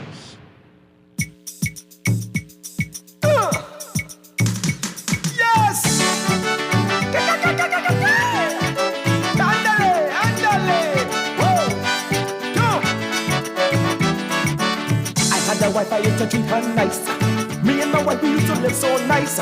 Till Johnny come with his sweet mouth. He talk and then he took her out. When I go to wake at the bar, he pick her up in the fancy car. They ride the island from end to end. Then she talking how they only friends. But oh, look misery. Wherever I meet Johnny, the people, they got me sorry to see. You crave for Johnny and the girl is from me. What? Oh, look misery. Good morning and welcome back to Morning Blend on Guardian Radio 96.9. I'm Chester Robards. Still filling in for Dwight Strachan. It's my last day, and he will be back next week. And I'm joined by Teach Grant today. Morning. The start at the beginning of that song where you go reminds me of you ever watch the movie It's a Mad, Mad, Mad, Mad World? That's never. Old movie. It's funny. I scared to read some more of these text messages, but I hear our colleague next door talking about Menace Run 2 in Hot 91. I went outside. To sit down for a second, and I hear Menace coming back. we had a lot of interesting text messages and callers, but I think the general sentiment is that because Menace was a leader, there's still quite a few people out there that remember, exactly what happened, and they don't feel too great about it. And so that's what we hear this morning being expressed on this show from the callers and the text messages. I'm speaking objectively as a Bahamian who was listening to him during the pandemic. I'm just stating my frustrations, and my frustration is not only with him in that regard, but my frustration is with a few other cabinet ministers and their attitudes toward the media, toward the public.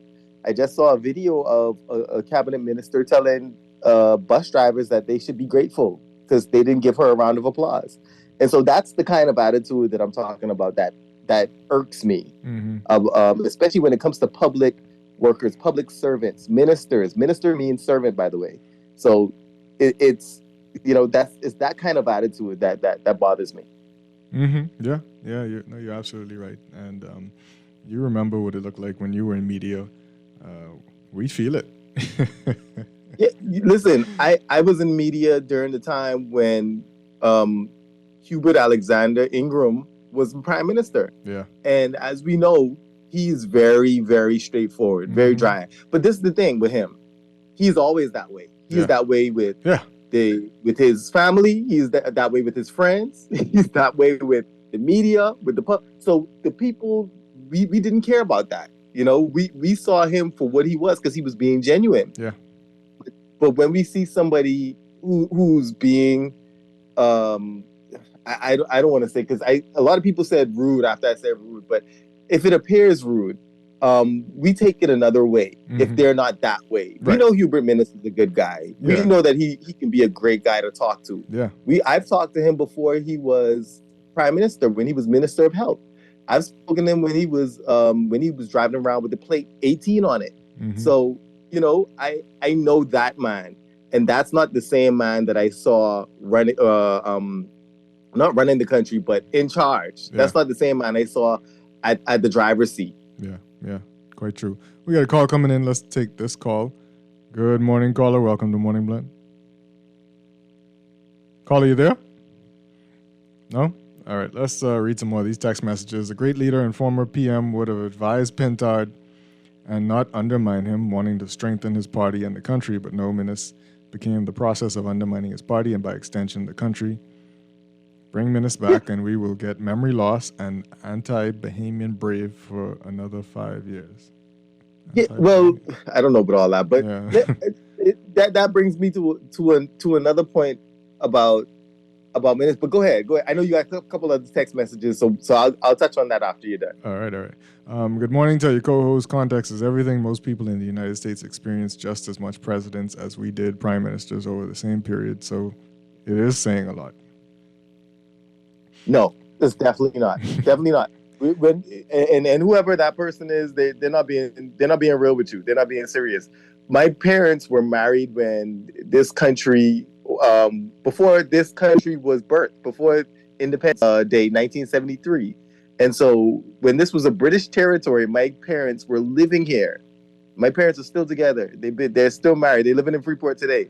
And so, no, it's different. When you have 44 presidents to look at before you look at one, it's different. You could criticize that one president based on the performance of the last 10, but you cannot criticize a former prime minister based on the performance of the previous 3 or 4, because we're still trying to figure stuff out. It's still a very, very new country, no matter how you want to slice it and dice it. We got a call coming in. Let's take this call. Good morning, caller. Welcome to Morning Blend. Hey, good morning, Chester. Hey, good morning. Yeah, Chester, would you all cut me yesterday or the call dropped? I don't know. I think the call dropped. Anyhow, that's yesterday talk. A good show as usual, Chester, and my boyfriend, I forget his name. Respect. Yes, TJ. Right. Yeah. I had the same experience with Menace, right? I'm a former F, and I'm going to start with telling you that, right? And all of that is due to Menace, right? I had the same experience when Menace was in opposition as the leader. Opposition leader. I used to be in Menace's office every day, every morning, until he became Prime Minister. When Menace became Prime Minister, I went and I approached him. And Menace looked at me like he'd never seen me in his whole entire life, man. And that did now, something when you say drastic you approach to me him, after being a heavily supporter of the F&M, right? But Menace is not good for the bombers. Menace is definitely not good for the bombers.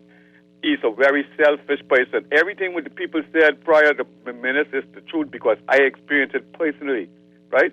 And the final situation, Michael Pintard being a young person and a young leader, a different type of leader, right? But Michael Pintard ain't prepared to go to jail for the Bahamian people simply because why? He allowed Brave to put him in a conundrum where he can't speak on the carbon credits of this country, right? And he started right there and signed off in that. And that's what I have a difficulty with Michael Pintard, right? Because I believe his fight should have started in the House of Assembly when he saw what the Progressive Liberal Party was formalizing against the Bahamian people. And I believe he can have a problem. That can be a challenge moving forward for him because they really believe Bahamians are asleep. Right? We don't have no guy going out. We can't go to jail for talking about the carbon credit, but the members of Parliament could go to prison for talking about it, and that's why ain't nobody speaking about it. And him being the leader, he really needs to start the fight for the Bahamian people now, and not wait to get elected to try that fight because it's going to be the same thing. What we've been seeing, they're just fighting when they're in opposition, but when they get inside the oath with them, when they become a leader of the country, it's business as usual. So, Mr. Michael Pintard, you need to start the fight now because the Bahamian people are not asleep as much as you all think we are, and we can need all that change, bro. You all have a nice day. Yeah, thank you. Have a good day. Thank you.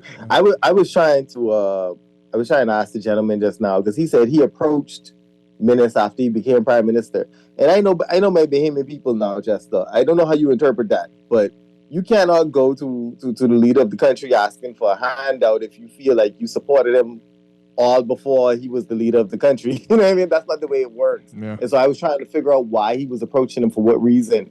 But that's something else that we got to talk to our people about. The country is so small. Unless promises were made.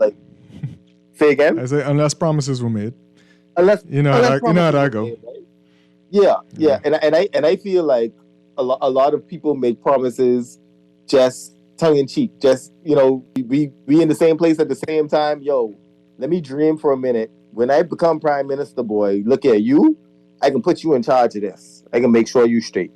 Like I could imagine that conversation, taking place. I could hear it right now. But at the same time, reality would tell you that maybe chances are that it's not going to happen that way. Yep. This person says, best. Good morning. Yes, understandable points made ever. Everybody seems to agree with C. Allen this morning. This person said, I've been a primary school teacher for over 20 years, and I have called every election by listening to my students talk. They repeat what they hear at home. Even to this day, the students talk about how PM Menace was horrid. If he wins as the leader of the F&M, the PLP will go 2 straight. Okay. This person says, I voted F&M all my life until Menace. Also, my uncle, who is a Sir Cecil F&M, told me he spoiled his ballot because he couldn't bring himself to vote for Dr. Menace. Jeez. What? See, I don't understand spoiling the ballot, though. Once you put on the line and you already get there in the ballot box, you spoil your ballot. Why waste your time, right? Come on now. This person said, Menace said the next time was for the majority of Bahamians, the poor, but he abandoned them and focused on the rich and could have done things from the... There's nobody in this text. I'm looking for the text that says, yo, let's go Menace, but there ain't none.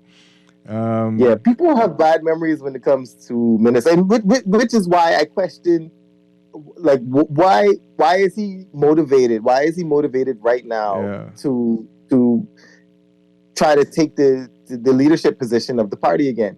I'm not understanding that part, because there has to. He cried. He cried.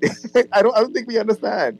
When he was on his way out, he was in tears. He was emotional, and he felt like, I failed. I failed the people of this party. I failed the country. And that was his general. That was the sentiment that he put out there. So I'm trying to figure out what has changed. Yeah. We got some more calls coming in. Let's take this call. Good morning, caller. Welcome to Morning Blend. Good morning, Chester, and good morning to your guest. Good morning. Good morning. I like to hear your guest speak. He's very, very sincere and candid. You know, the thing is, the last caller was talking about carbon credits, and maybe it may be just that, you know, because the thing is, we need the media to guide us. So this carbon credit, carbon accounting, it's a financial construct, and I'm trying to really get the media to have a real intellectual conversation about the carbon science and the fast behind it. You know, intelligent people come on the radio, and, you know, if a pea-brain junior chemistry student can understand the fast behind it. You know, I was downtown recently, I saw all of the trees, I think they might be ficus, that's just north of Hoffers and Sons. All of those are gone, you know, where you used to sit on the bus stop and sit in the cool. So what I'm saying is you're doing a counter science versus what you're traveling around the world preaching. That's like I might reading the Bible and doing something else. That's how humanity is living now. You see, religious and religious leaders, they know the truth, you know, but they know the public is being duped. That's why the Vatican have all of these archival books and stuff. I mean, their books in their archives, etc. They don't want the public to know the truth about anything. So what I'm saying is, please, you guys need to an intellectual conversation is needed here, because people really buying into this carbon credit. See, this is a financial construct. The science doesn't pan out. You and I breathe out carbon dioxide. The globalists have sat down and decided that they would tax carbon because everything carbon is involved in. And so this is the perfect gas or byproduct to tax. You and I breathe out carbon dioxide. Plants do it in the night. Some plants photosynthesize in the night. They call zoophytes. And we have certain plant like we have certain animal and plant like substances that photosynthesize also. So scientists just discovered this new paradigm. And so even with the carbon science, you cannot calculate the amount of CO2 in the air, and you cannot accurately calculate a combustion from from fixed fuel. They say they can do it, but which is possible, but there are too much variables, you know, atmospheric viscosity, altitude, et cetera. So, I mean, let's be intellectually honest with one another. Even the multipliers, they haven't agreed on. So when you look at the carbon accountings, you know, I didn't want to get into it, really and truly, because what I'm saying is it sickens me, because it doesn't pan out. So maybe he's trying to get back in for this money, man, because, I mean, this is ridiculous. People are actually buying into this, and we could get this money from this carbon credits. Yes, and you're paying for people to fly around in their jets. You're doing counter what you're saying. You're flying all around the world. People are launching rockets into space, and everything is just carbon dioxide. You and I are part of the problem. I told you guys to read the book, The First Global Revolution. Nobody wants to listen to somebody who doesn't.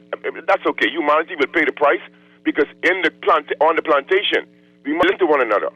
They haven't even listened. I listen to the politics of the country. Let's see if the government, whoever coming in, will be able to solve this problem about the shanty towns, like Governor DeSantis did. But I heard Mr. Pintard. So he covered a wide scope of things in a short time. And one of the things I like what he said was, I said it a couple of weeks ago, the government is bragging about this growth and tourism, et cetera, but the people are not going. You're not putting infrastructure in place to enhance financial growth for people. Every time you look, there's a tax, there's this, there's that. Yeah.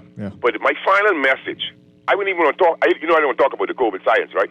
Because that is why I'm mad with Minnis.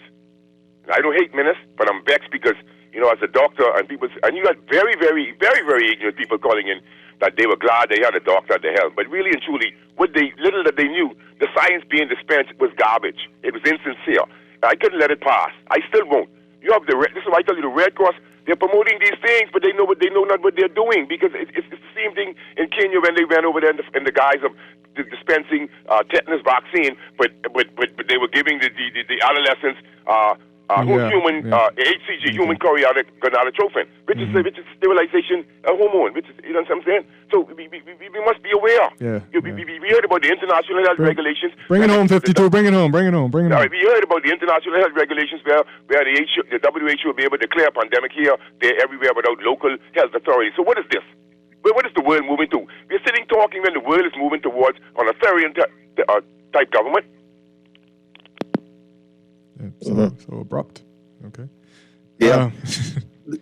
All right. The caller made a lot of. I mean, he made some points. You know, it's tough, man. In order to have that conversation, though, the intellectual conversation that he is talking about, you know, we do need young Bahamian professionals to talk about these things. You know, and that's why I credit this show. I credit this show for bringing on people who other radio shows wouldn't invite, you know, on their show. And so all credit to Dwight for that. But if we could get a climatologist, a Bahamian climatologist on here to speak more about climate change and what's going on, that would be cool, you know. But we do need professionals. The radio hosts, I think a lot of people think that the people who host these shows know it all, you know, and we don't. They do think I'm not going to fake like I'm a social media influencer, like I know everything, you know, I don't. I literally don't. Yeah. And so it's good to have the professionals come on and talk. Yeah. This text says, "Good morning. I do not believe the solution is anyone a part of the current FNM, PLP, or the COI people. Our leaders are the ones who are off the scene. Their light can be seen through their ability and character. The university has students that can become great leaders, especially the ones who don't push for positions or to be seen. But their GPA and works show who they are. Being in the limelight and pushing to be seen is a red flag. Go after the meek to lead." Okay.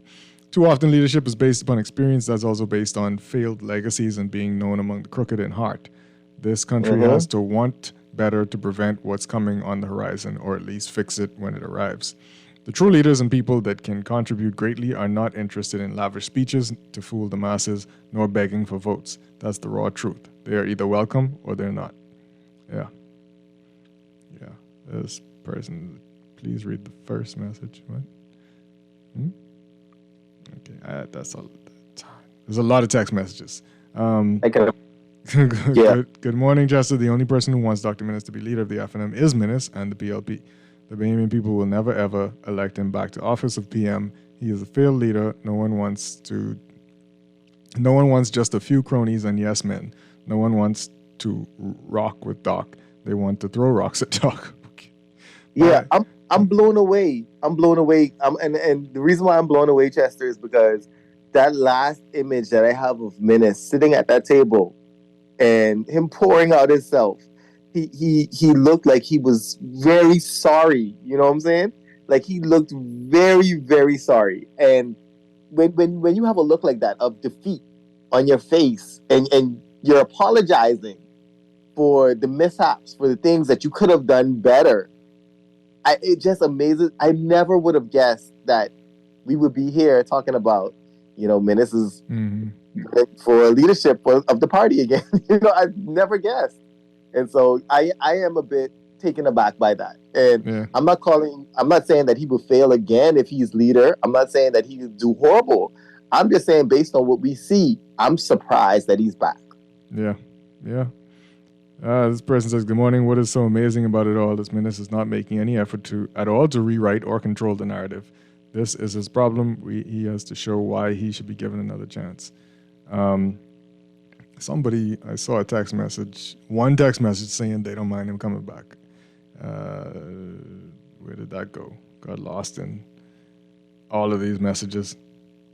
Listen, at first, at the top of his stint of being prime minister of the country, I was pleased. You know, the first 100 days was not horrible. You know, because we always track the first 100 days, and then we look at the trajectory. Yeah, like where is this going? You know, so it wasn't horrible. I think everybody had not high hopes, but hopes. You know. Yeah. This person says, "Hello, please give Dr. Minnis a bly. He loves his Bahamian people. He is very thoughtful, but oftentimes he comes across as antagonistic." And then they put in brackets with explanation. But in terms of arrogance, which politician isn't? And certainly Pintard gives off Many. those vibes. There are a few. I can go ahead and name some. If you don't know politicians personally, if you haven't seen them deal with the media, the public, and the people in their lives, if you haven't seen that, you can't judge properly. You know what I'm saying? Yeah. But if you're around them, you can see that. And there are a few politicians who have been very down to earth, very approachable. And so, there are a few out there. Yeah. This person says, good morning. The FNM don't have much options to choose a leader. Check the list. That's why they can have a one-day convention. Unbelievable. I mean, you're really right. Nobody has kind of popped their head up to show themselves for leader of that party, except the two of these gentlemen. So I laugh because it's true. It's rough out there. Let's go to this break, and Morning Blend will return on the other side. I'm sorry for you, boy. What your ma gonna do when she find out about you, boy? People will wait on the next. Are you a business owner or HR professional? RF's team of pension specialists are here to empower your employees with market-leading retirement solutions and to make implementing group pensions easy and cost-effective. With RF, starting or switching your company pension plan is a breeze, and there are no setup fees. If you're looking for strong investment performance and low fees, visit rfgroup.com/empower and empower your team to retire comfortably with RF Group Pensions today. That's rfgroup.com/empower. Simplify, letting things that ease your way. Brighten your tomorrow, starting today. Simplify living for simplified living. Tuition, vacation, or a home redo. Simplify Lending's here for you. Simplify living for simplified living. Simplify Lending for simplified living.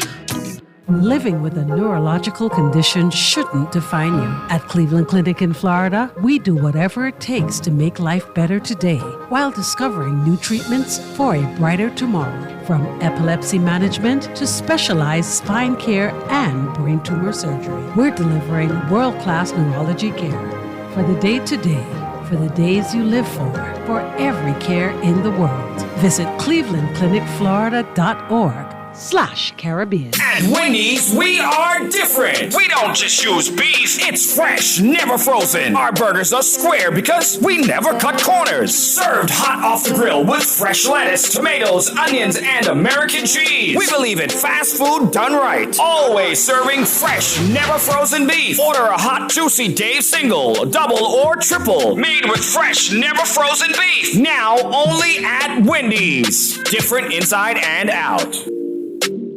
Mothers are the heart of our homes, the soul of our memories, and the guiding light through life's journeys. Show your love with a gift from Kelly's House and Home's Mother's Day sale, Friday, May 3rd through Saturday, May 11th. Enjoy 20% off selected dinnerware, glassware, luggage, silk flowers, and picture frames, except on net items. One lucky person can win a gift basket for Mother's Day. Visit our Facebook page for more information. Kelly's House and Home's Mother's Day sale, May 3rd through 11th. Happy Mother's Day, all with love from Kelly's House and Home.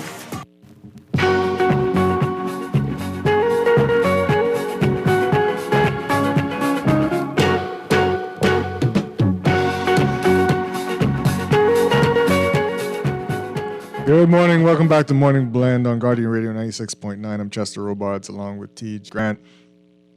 And, no way. Huh? No, sir.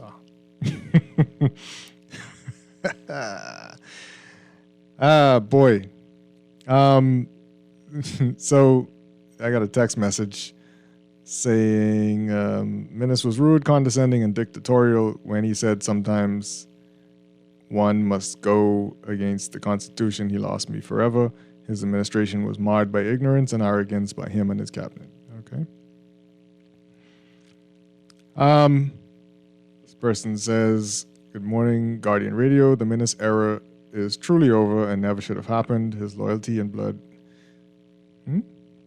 He cannot become prime minister again because next time will further dictate the lives of Bahamians while he lives high on a large rock in Nassau.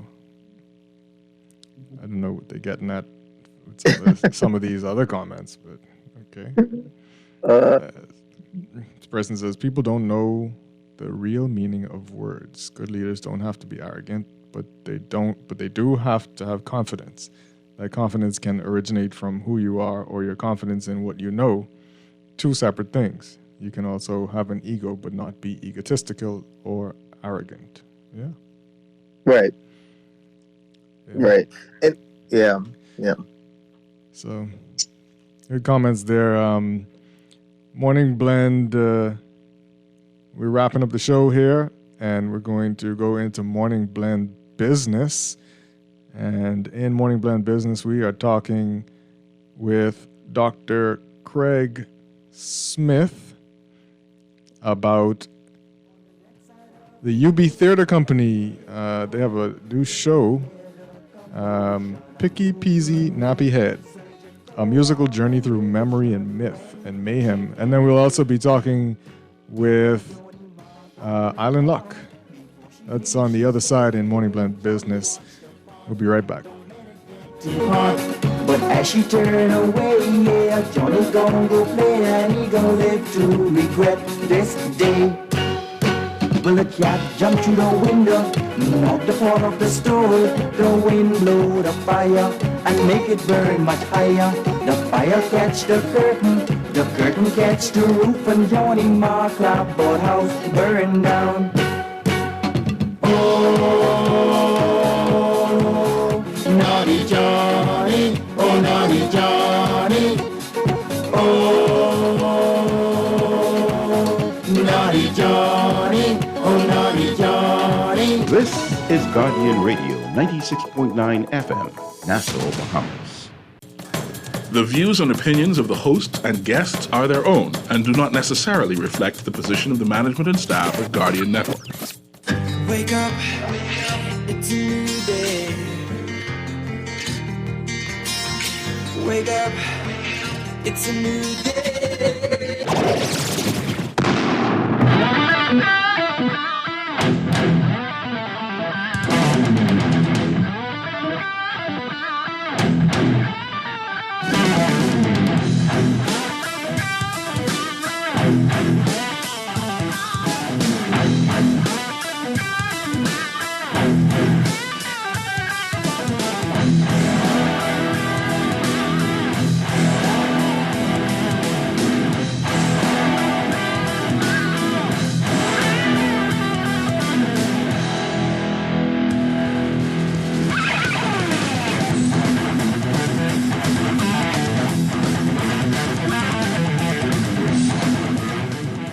Good morning and welcome to Morning Blend Business on Guardian Radio 96.9. I'm Chester Robards along with Tej Grant on this Friday, May 3rd. And welcome back to our Morning Blend listeners. We are shifting gears. We are talking about an upcoming production the UB Theater Company is putting on, and it is called Picky Peasy Nappy Head, and it is happening at the UB Performing Arts Center Wednesday, May 8th, Thursday, May 9th, and Friday, May 10th. And here to tell us all about it, we have Alexia Mangal and, I want to pronounce this right, Kewana Benaby? Yep, that's right. Hey, I got it. And Dr. Craig Smith, welcome to the show. Good morning. Thank you. Good morning. Good morning. Picky Peasy Nappy Head. That's the name of this production. Yes, sir. Tell us all about it. So, Picky Peasy Nappy Head is an original production. It's written by Kay Genie, who is a Bahamian artist living in Canada at the moment. She's a singer, performer, writer. And it's sort of a loosely based on her experience as a young girl growing up in the Bahamas. And so the story is about three siblings around 13, 10, 8 years old. And they're trying to make sense of life in the wake of a massive hurricane. And they find themselves alone and trying to navigate what that means for them at this point. Okay. All right. Yes. And so how did this whole we don't have the writer on, do we? I don't think so. No, she wasn't able to make it today. Yeah. But do you know where it came about? But we have the next best thing. Yeah. Her sister, Kiwana, is her sister, actually. Oh, okay. So she should be able to talk a little bit, maybe about the inspiration. Yeah. What is it? Can you say? Well, my sister has always been a storyteller. Mm-hmm. That was something that we always, I guess, loved about our childhood. So it only came natural that this story came about. She always made up stories. She always had a wild, crazy explanation for something. So this story is based on a dramatization of our childhood. There are 3 siblings, and the oldest one is kind of a similar personality. I would say it's pretty accurate. But the story itself is, again, just a dramatization of what our childhood looks like. And yeah, it just tells the story of 3 kids in the midst of a tragedy and how they navigate that tragedy through their Grammy's story. So they live with their grandmother. Mm-hmm.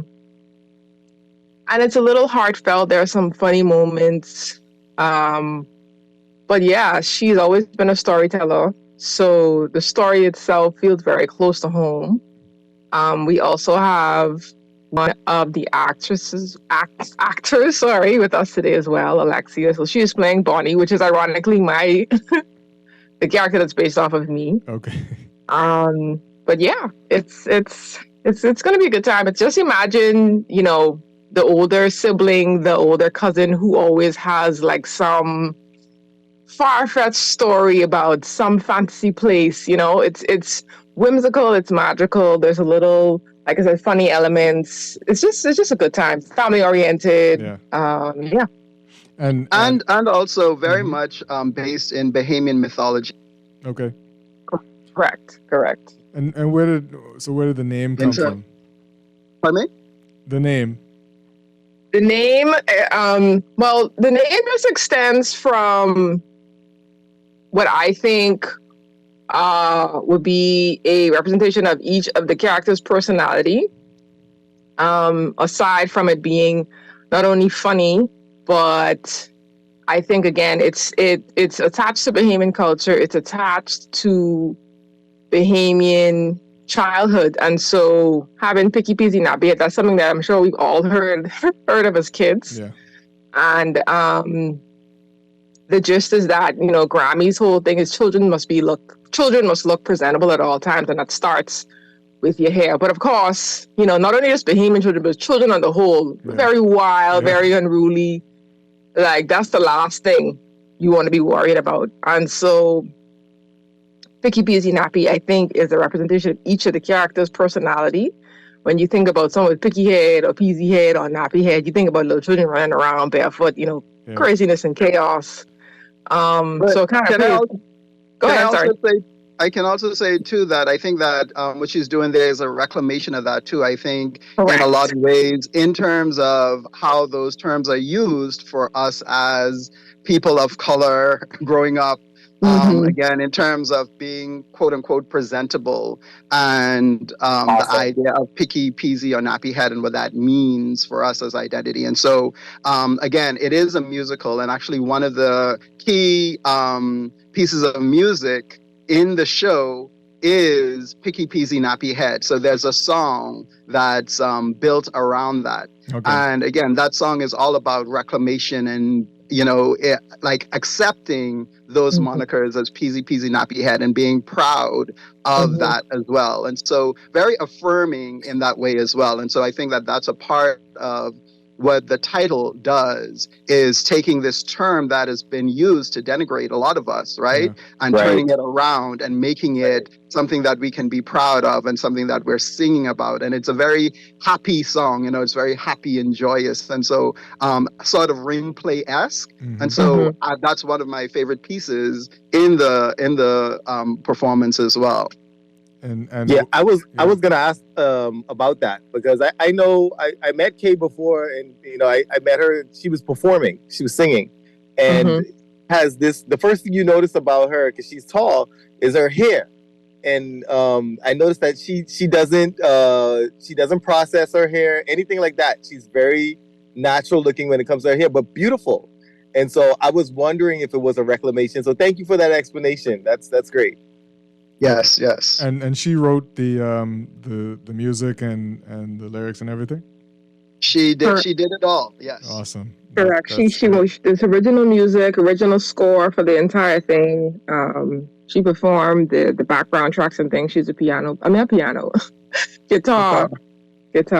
Wow. So yeah, it's all original. All right. So Lexi, Esther, have you ever seen her perform? You never seen her perform down in Nassau? I don't think so.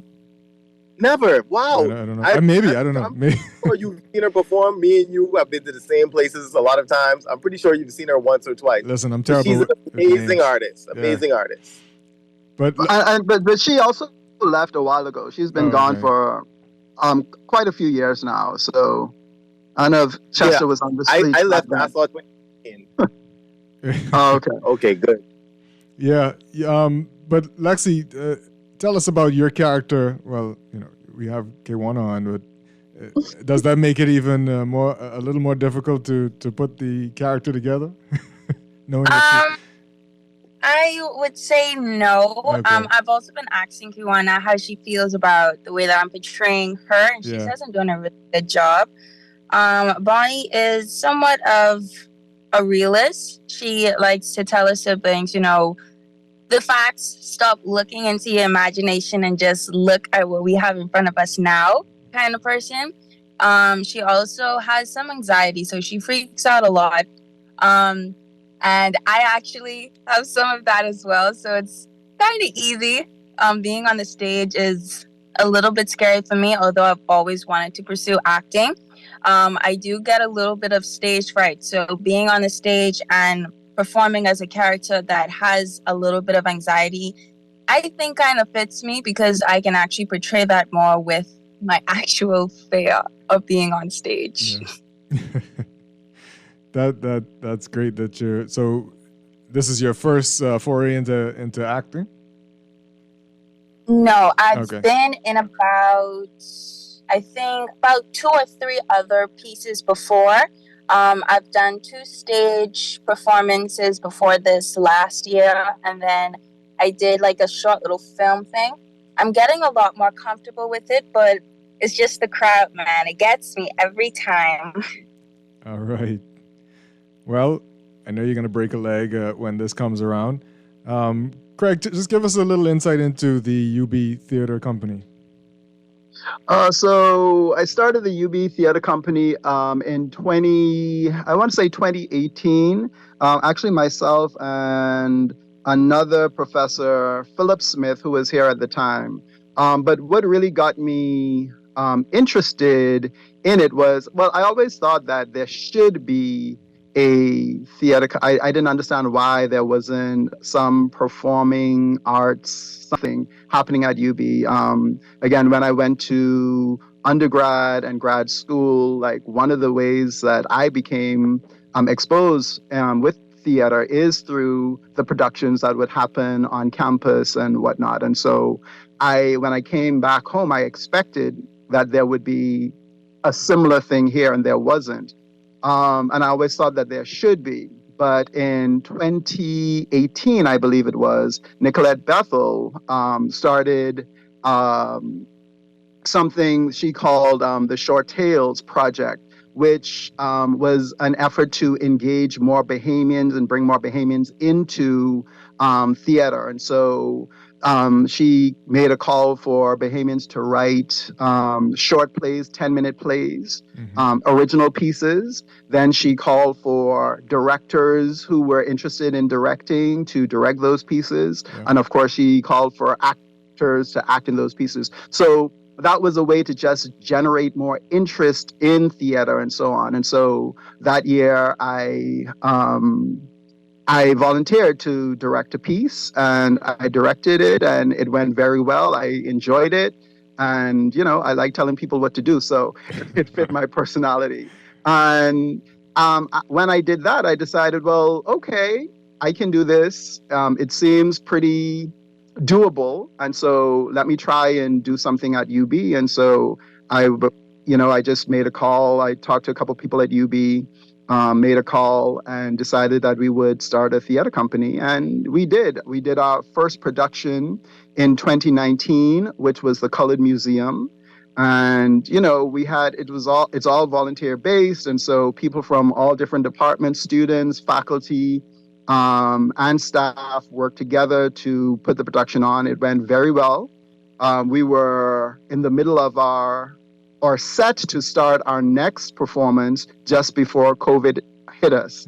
And so we were doing the piano lesson, August Wilson, but that shut down.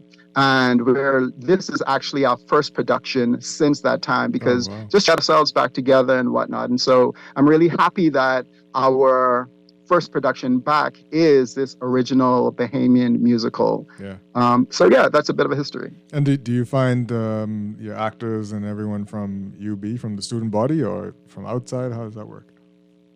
It's a little bit of everything. We're based at UB, but we're open to everybody. We actually had one of the understudies was actually a high school student, because we did an open casting call for another musical we're thinking of putting on. And people from, across came, and there was this young kid who did a phenomenal reading. And so we invited him to understudy for this play, actually. Okay. So, we have people from UB, definitely, but also the public in general. And so if people are interested in being a part of it, they can just hit me up, and we can do that. That's excellent. All right. So tell us about this upcoming production, where, when, how they can be a part of it. So the production will be next week, Wednesday, Thursday, and Friday. So there's 3 shows only. Tickets can be purchased at Chapter 1 bookstore on campus. I don't know if I can't remember maybe chapter1.com, maybe Kiwana knows the address that they can go to get those tickets online. But they can be bought online or in person. And it's going to be a good time.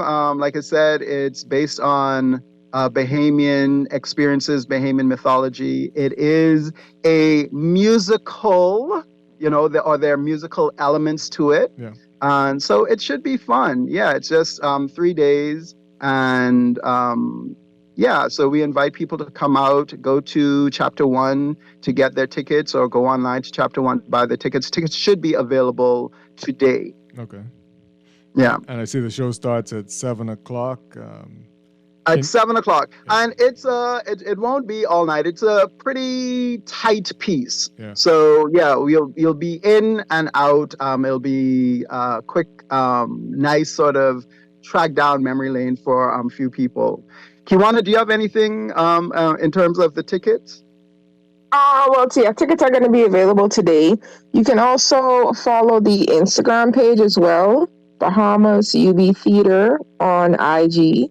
You can shoot us a DM if you need tickets as well. We have physical tickets for sale if anybody wants to purchase those. If they can, get on the site.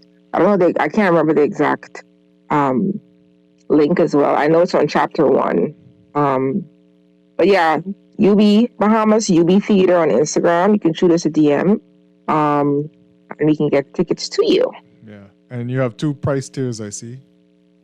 Yes, the tickets for the adults will be $25. UB students, there is a special price for the UB students of $10, and then children 16 and under Their price is $10 as well. Right. Excellent. Well, thank you for coming on and telling us about this wonderful play. Everybody who's involved, break a leg. And Craig, I hope you'll come back to give us some information on the next production, whenever that's going to be. I'm sure you got that in the works. Definitely, Chester. Thank you for having us on. We appreciate it. And I expect that I will see you at, which performance should I expect to see you at? One of them, hopefully. One of them. All right, cool. Appreciate you guys. We're going to take a break, and come right back. Thank you for having us. Thank you. All right. Thank you. Bye. Okay, bye-bye.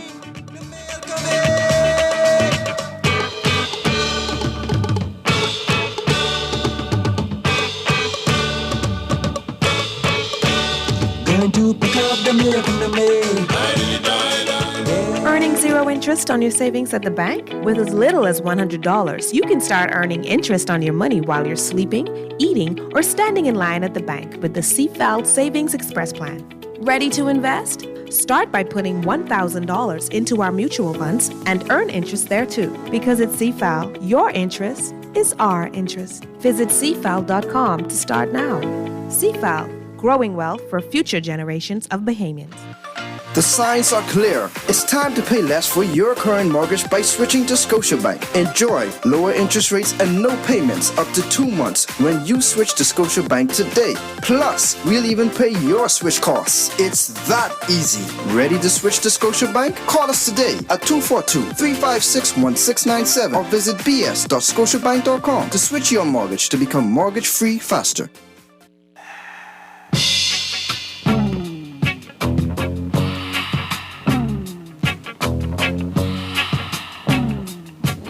Mama, how about me and you getting down tonight? Boy, who you calling mama? You got any money, boy?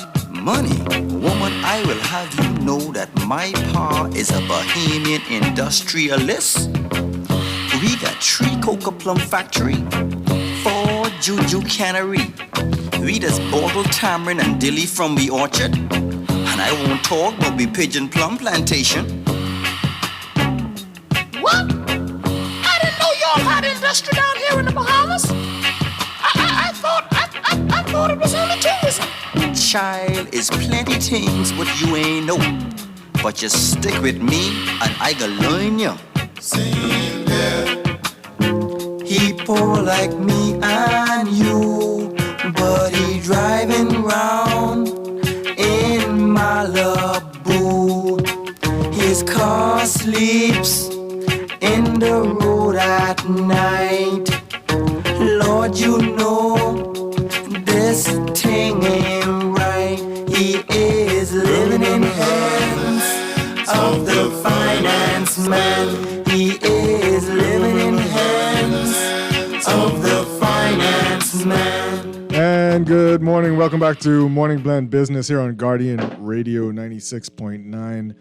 We are now talking to a business that everybody's going to recognize, and they are celebrating an anniversary. We have the pleasure of having the good people from Island Luck in studio. And we have Carlo Ramsey, head of events and loyalty, and a couple other things, because I can't read my own handwriting, and Derica McDonald, who is events coordinator. Welcome to the show. Thank you. And happy anniversary. Is today the anniversary? Tomorrow. Tomorrow. Yeah. Okay, so all the good stuff going on tomorrow. Well, it kicks off tomorrow. But it goes throughout the city, yeah. All right. Yeah. So tell us about it. So it's 15 years that Island Luck has been in operation. Yes. Okay. So I'll tell you about some of the things we have in the pipeline going throughout, and, right. and Derica will speak to the immediate events coming up very shortly. Okay. So we'll kick off with our 31 days of luck. We have different promotions and giveaways throughout our casinos, starting May 15th. Also, we're going to bring back our, I like to call it, world famous bumper sticker promotion. Yeah, you know, everybody goes and they outfit their cars with the IL bumper stickers. They clothe their car in bumper stickers. Yeah, so you come in, you make a deposit or and then you get your bumper sticker and put it on your car and hope you get spotted to win prizes. Right. Yeah. So that's going to start this month as well. Yeah. And then we're going to give back by Crack the Code. Crack the Code is one of our promotional games. Okay. So you use your promotional points to play this game, and we have $150,000 in cash and prizes that you can win by using your promotional points that you gain by playing games with us. Right. Yeah. And then we have our social media engagement. Just follow us on Facebook or Instagram, and you can keep up with all the engagements we have going on. And then our little diamond is we're going to launch some game shows. Yeah, so sit back, enjoy, and wait for that. They're going to be real, real nice. Okay. We have our version. We have our version of a lot of familiar game shows. So these are things going to be televised? Shh. So just follow us. Follow us on Instagram, Facebook, and all our social media platforms to keep up. Okay. Tarika will speak directly to what we have going on in the immediate future. All right. Good morning again, Bahamas. My name is Tarika McDonald, events coordinator at the amazing establishment, the #1 number house in the country. All right. Island Luck. All right. So we're starting off with the IL Island Store tour. That's going to be in Nassau, and that kicks off tomorrow. We intend to visit 6 locations just to show our customers appreciation and do a lot of give back. We have a lot of prizes that we're giving away. Everyone that walks into a location that we're in tomorrow will walk out with something. So you just pop up at a location And once you you can just blast up all them people who in right. there. So even if you don't win one of the games, we still have a lot of little trinkets that we will use to also give back, right? So participants have the opportunity to win $15,000 in prizes and a chance to win 3 cars. We'll be giving away 3 cars tomorrow in the selected games. We kick off our festivities at Fox Hill at 11 a.m. sharp. Our route is Fox Hill, Charles W. Saunders, Cowpen Road, Southwest Plaza, Boyd Road, and finally East Street South. So you can follow us on Facebook for more information, especially the roadmap. We do have a roadmap available. And feel free to use the hashtag ILTurns15. And if you want to follow us to the locations, we're open to that as well. And along with that, so we're not just keeping it in Nassau, so we're spreading the love throughout the Family Islands. Okay. So beginning May 10th through June 18th, we are calling all of our Family Island members just to follow us to different islands for our very strategically designed tour, right? So we have about 11 locations, Family Island locations that we'll be on. We also have that information on social media, so you can find that there as well. And our Family Island family, they have the opportunity to win $50,000 in cash and prizes, as well as cars as well. So we're not just keeping it in Nassau, we're spreading the love. Yeah. You will see the team all over, and please follow us on social media. And if you do have the opportunity to come to the Family Islands, we would love to host you. We would love to have you there. Not pay for anything, but spread the love in that way. Yeah. So you can win on multiple islands, Right. is what I would like to say. All right, and then we'll be I'd like to see the person who does that. I'm sure it'll be 1 or 2.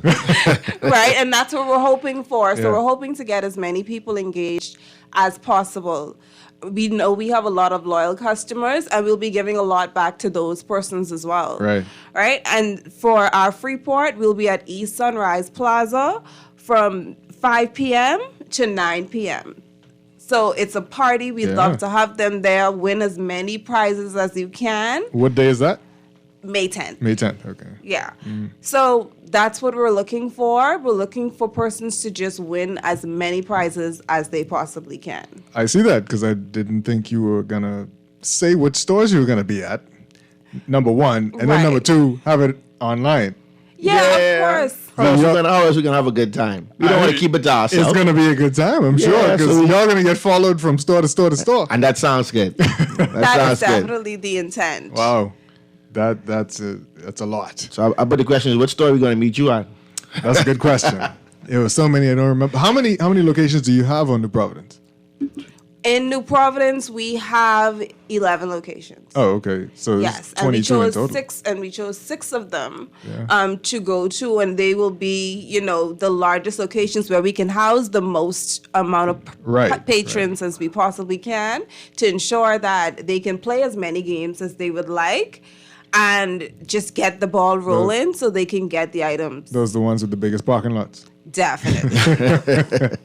But people being us parking anyway. I mean, we don't encourage it. We don't encourage it, but we just want everybody to come out, have a good time. Yeah. Help us celebrate 15 years. We're getting to make it through without a lot of y'all. So come through, have a good time. And IL turns 15. Hashtag it everywhere. Spread the love, spread the word. So does this carry on throughout the year? Throughout the year. Okay. Throughout the rest of our events throughout the year. So we'll probably visit you guys again. Okay. To talk about some other upcoming events. We have, don't forget, the signature events. We have the back to school, the big bangs, all those stuff. Yeah. They all stuff. They're just going to be bigger and better this year. Okay. Yeah. All right. And I was going to ask about those. When do those come up? The dates aren't confirmed yet, but we're gonna be coming back again and talk about those stuff. Okay. You might get some people who run some hate on y'all for traffic, but it's all good. The traffic will be all around this weekend, man. So we only adding to it. Yeah. Everybody can be at the stadium though. And remember, only winners live at IL. So everyone, again, once they visit those locations, everyone will walk away with something. And you can't ask for more than that. And that's what we're here to provide. Absolutely. Quality service. Excellent. Well, thank you for coming on Thanks and for having telling us, us about it. And best of luck this weekend as you start things off. And I guess I'll see you out there somewhere. Yeah. We'll see you at Fox Hill at 11 a.m. tomorrow. I can't guarantee that one. We appreciate you coming on. All right. All right. Thank you for having us. Take care. All righty.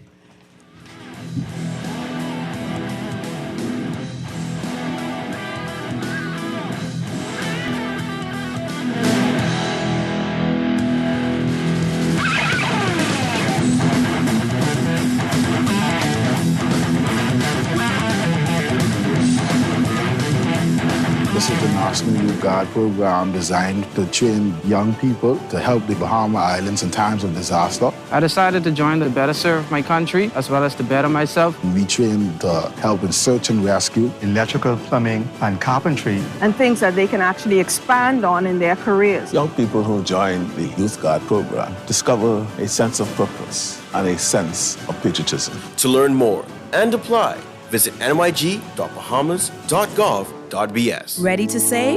You can put $100 into the CFAL Savings Express Plan and make sure your money keeps growing. Earn interest on your savings while you're sleeping, eating, or standing in line at the bank. Ready to invest? Start by putting $1,000 into our mutual funds and earn interest there too. Because at CFAL, your interest is our interest. Visit CFAL.com to start now. CFAL, growing wealth for future generations of Bahamians. Attention all New Providence customers. Are you ready to spring into savings and make this Mother's Day unforgettable? From April 26th to May 9th, pay your water and sewage bill in full and get a chance to win big. That's right, simply pay your bill and you'll be automatically entered to win a stunning 55-inch smart TV. Don't miss out on this incredible opportunity to treat yourself or that special mom in your life. Visit any of our water and sewage offices to learn more. Spring into savings and make this Mother's Day one to remember. Water and sewage committed to growth, committed to quality. Hurry, offer ends soon. Terms and conditions apply.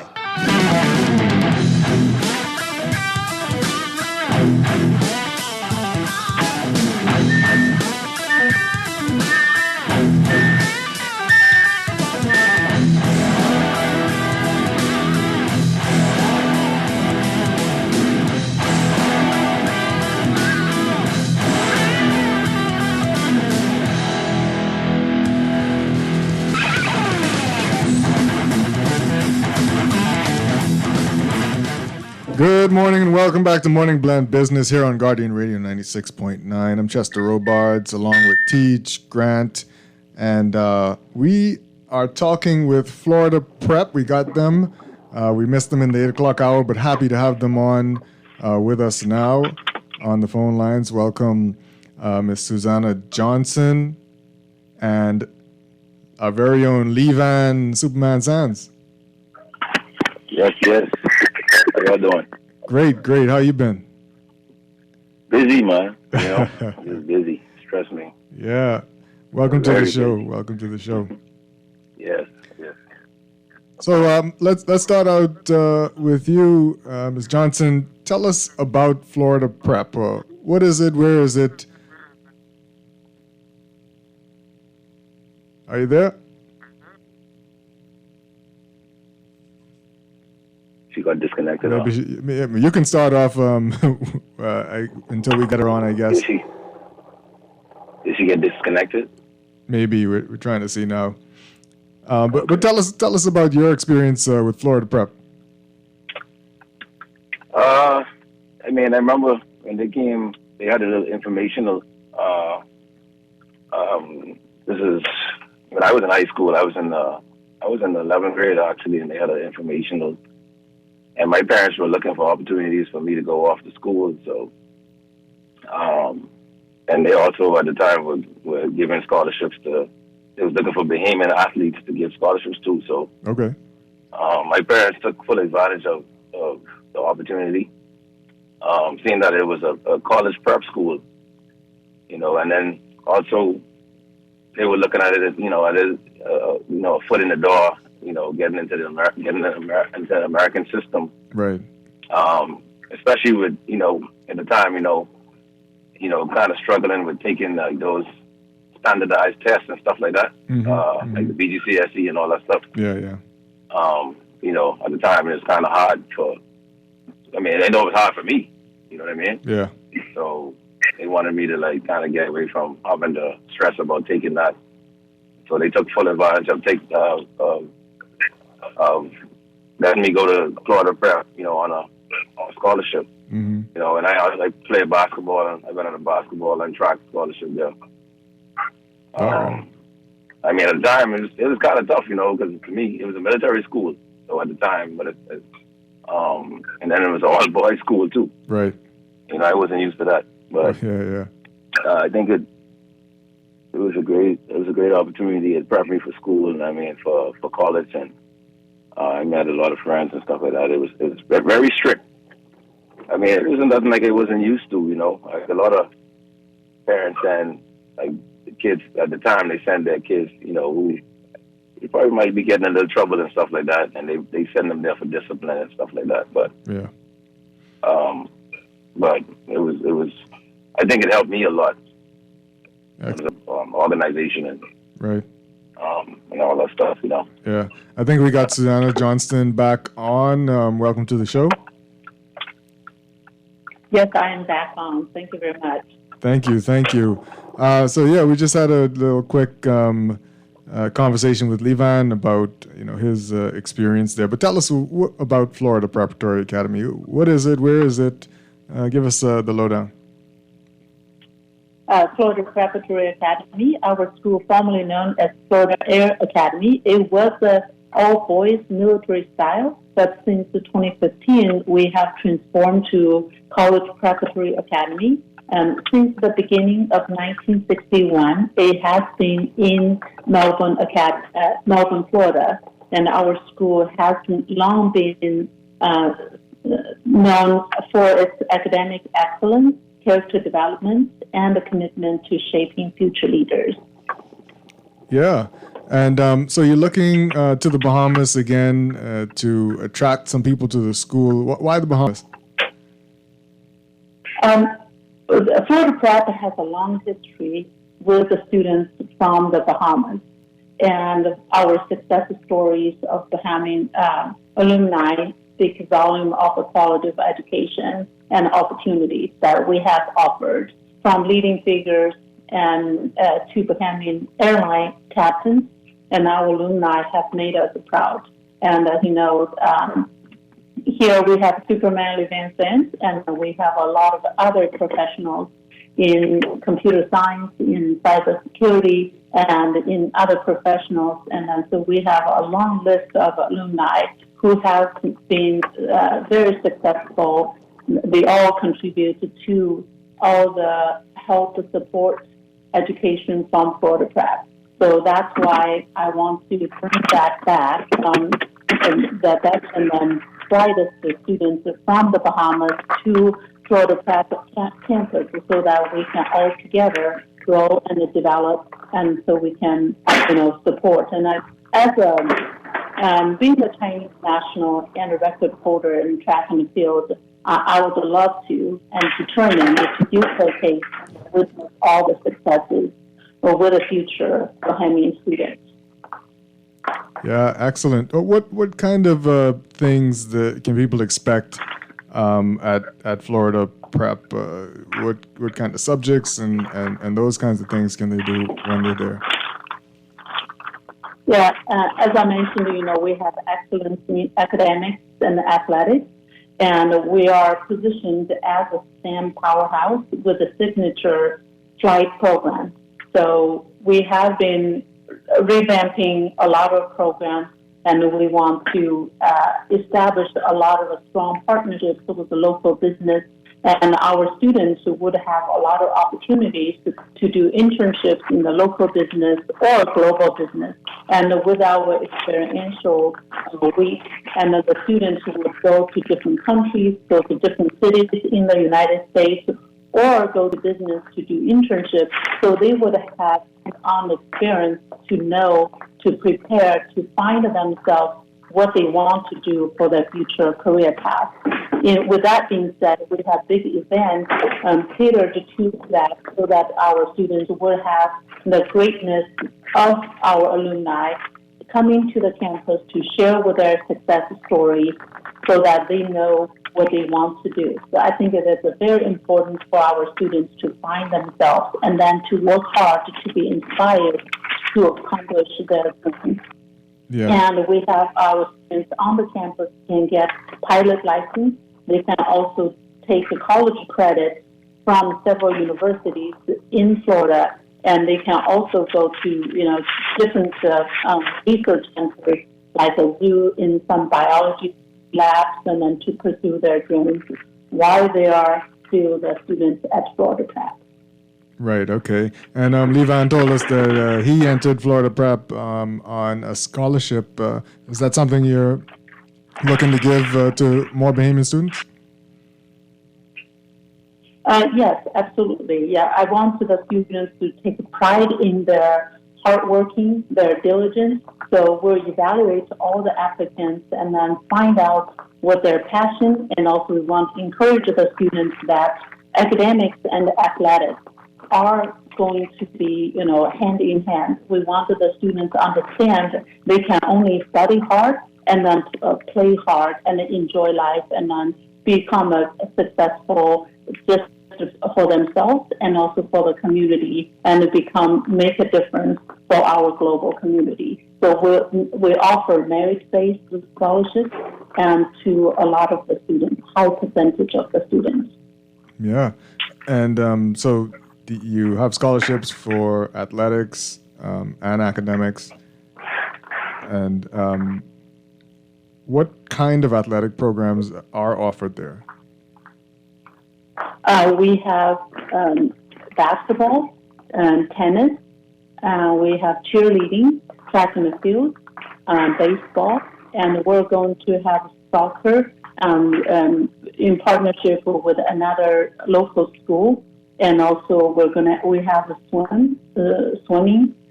So a lot of our students, I would say close to 70% of our students are participating and competing in different sports.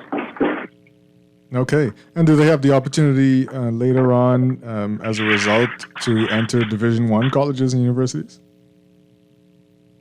Yes, we're working on it. As a matter of fact, I have been talking with Levan to come to the campus to share his story, how to become a professional athlete, and now coaching the professional athletes. And so our students will be showcased, and we're reaching out to all different universities, so the students who are excellent athletes and high performance students would be, showcased and then two different universities, and we will work hard for the students to get scholarships.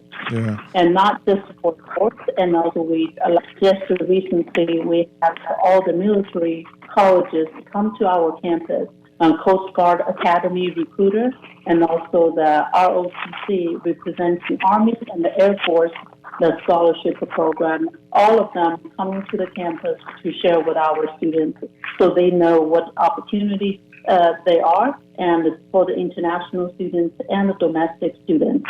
So I want the students to realize there are a lot of opportunities. They have to be their own engine. They study hard, and then they gain the credit, and the school would lead them to where they could and get a free education and to make more contributions. Yeah. Levan, remind people what you're doing now, where you're at now, and just tell us what you would say to a Bahamian who's considering Florida Prep. I've been around the world and back, you know what I mean? Mm-hmm. I've done a lot since Florida Prep, I was a state champion in 3 events: long jump, triple jump, high jump. Went off to college, became an NCAA champion in both long and triple jump. Went on from college to be a 4-time Olympian, and about 5 years ago, I got an opportunity to start coaching. I started at a small D1 school in Colorado. Did well there, and then got the opportunity got a call from Florida State University in Tallahassee, and offered me a job here in Tallahassee. So this is where I'm at, coaching long jump, triple jumpers. I think I've been doing pretty well the past 3 years down here. I've been getting some good results, and right now I'm just enjoying coaching. You know what I mean? To me, it feels easy because I've been doing this my whole life. We've been doing track and field from I was 6 years old, and you know what I mean. It just, to me, it comes easy, and I'm just enjoying it. Excellent. And what would you say to Bahamian students who are considering Florida Prep? I would say take the opportunity. You know, I mean, honestly, for me, I think I benefited a lot from it because of the structure. And growing up in the Bahamas, my parents were police officers, and they were very busy, and there wasn't really, my dad, they would say, "Hey, did you do your homework?" And of course, he would say, "Yeah." And you're doing it the next morning, At Florida Prep, you can't do that. At Florida Prep, they have study hall from I think it's from 7 to 9. So you were forced to do all your work, and every day we had work to do.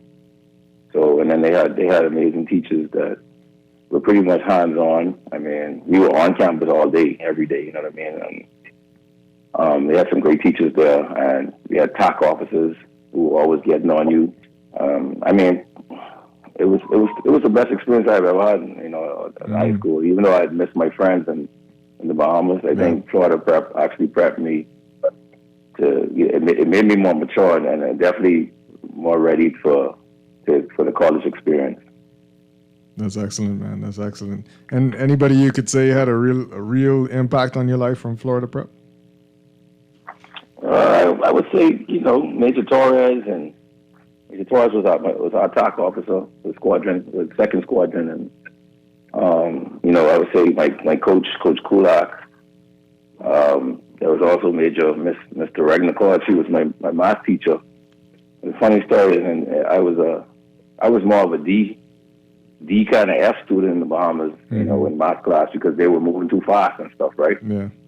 And Mr. Regnacord, she took her time with me, you know what I mean? And I ended up becoming a straight A student after that. Wow. You know what I mean? So, a lot of times in the Bahamas, I feel like some teachers they'd be moving too fast just because one or two people might be able to keep up with the pace. You might have 5 people who might not be saying nothing, you know what I mean, sitting in the class because they don't want to feel embarrassed or whatever. But I feel like at Florida Prep, my teacher, she actually took the time and made sure that I understood, made sure that everybody understood before moving on to the next subject, you know? Yeah, it's excellent. Ms. Johnson, when you think about what kind of student could use a Florida Prep education, what would you say? I would say motivated and diligent students with confidence in themselves. And I feel very strongly agree with Levanne that the students who are now C or D, even F students, and if they are determined to make themselves somebody, and they come here, our teachers will support and our residential staff will encourage them. We'll put a structure there and we'll definitely make them work together, and they will become successful. And I have talked with many alumni who are very successful, either captains or they are in the cybersecurity business, own their own business, or working for some high-tech companies, and telling me all the stories, how our staff has made a difference, changed their life, and made them who they are now.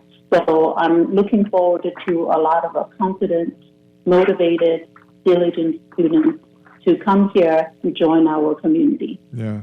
And what's your background, if you don't mind me asking? No, not at all. I was mostly educated in China. So I started my teaching career in the university teaching English. And then I came to U.S. for grad school. And also when I was in China, I was trained by junior achievement as a trainee. And then I became a trainer in the universities in different states. So I did a lot of work in being trained and trained a lot of students and teaching. And then came here and I had my own business. And I worked with a lot of educators from Milton Academy and we co-established the first STEM private school in China. So I also raised 5 children, and all of them, except for 2, one is in Northeastern, and the other one in Stanford University for either bachelor's or a master's or PhD, and the other 3 all graduated. So I understand American Chinese system well. In addition, I'm also an athlete myself, and I was a record holder in China for 7 years. Okay, that's awesome. And so this is my first as the principal, but with all the experience, with all the supporting staff, and I'm very confident that we can, build this magical campus. Yeah. More magical, and as I always said, I want to build Florida Prep a better home for the current students so they can learn and they can thrive, and also for our alumni to come back and share their success and to nurture and inspire our young students. Yeah. How many, do you have some Bahamian students with you now? And can you tell us how many you've probably had in the past? You mean now the current students we have on the campus? Yeah. Yeah, currently we have small campus 130 students, and we try to increase the enrollment, hoping for targeting now this summer for 200 students. And now we're very aggressively looking for students around the world. And then now we have 22 countries students represented on the campus. And we are looking for students from everywhere. And now even the students from Iraq, the students from Cuba, from Peru, from Brazil, from Vietnam, from Denmark, from Austria, from Nigeria. So all different countries are represented, and then it's multicultural, and the students have brings different culture, different background, the values to our campus. So it's a very vibrant campus. Yeah. What makes Florida Prep different from other preparatory college prep schools? We have very robust STEM program, and we wanted the students to understand themselves, believe in themselves, and choose the career path from the very beginning of their studies on the campus here. And then we provide the guidance to do some internships or to take college credit. So they have a taste of the career path they're choosing to really determine in the early stage of their high school or college years what they want to do. That would definitely save time and also save money for the parents. And additionally, our residential setting is very caring and supportive. And our students feel this is truly their home away from home. And we also have some signature program, that is the flight program. And with a huge shortage of piloting aviation pilots around the world, and we revamped so our students would have all the resources, especially as we are located in Space Coast. So we can connect them to different training schools, and then also combine the FIT, combine Amarillo, the universities, so the students can be trained as they learn how to fly. They also take aeronautics college credit, so that will get them to become a pilot sooner, and also in other areas as well. So I think our school is having the practical skills, career path, and college studies, and residential leadership, character building. And with all this being said, our athletic program would be another vehicle for them to be really having fun, enjoying life while they're learning to become themselves, set them on the trajectory of success. Yeah. If people are interested in getting more information or meeting with you guys, can you give them details on how to do that? They can reach us at the phone number. That is a 321-723-3211, or they can email us at admissions, ADMISSIONS at FloridaPrep.com.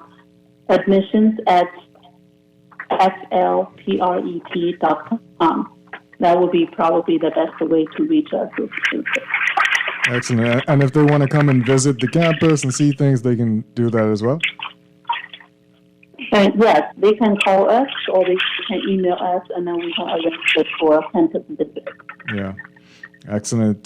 Susanna Johnston and Lee Van Sands, while we have you on the line, any words for our athletes competing this weekend? Yeah, which one wish everybody the best of luck, man. I know you're on the home turf, so they already know what to do. Represent the 242 and bring home all the goals and break some world records. Yeah. I mean, nothing like the home crowd, you know? Absolutely. So bring home the record. Absolutely. Good luck to everybody. Yep. Thank you both for coming on and telling us about Florida Preparatory Academy. And we're going to go. We finished, right? Oh, we're done. So that's our show for today. The morning business report, you can pick up the Nassau Guardian and the business section. Morning business report brought to you by CFAL, growing wealth for future generations. That's my time here on Guardian Radio hosting your show. It's a pleasure being with you.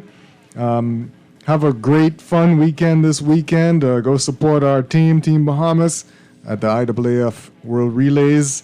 And Dwight will be back with you on Monday.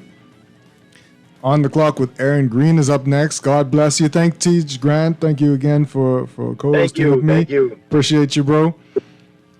Appreciate you, brother. And be good to each other. God bless you all. And have a great day.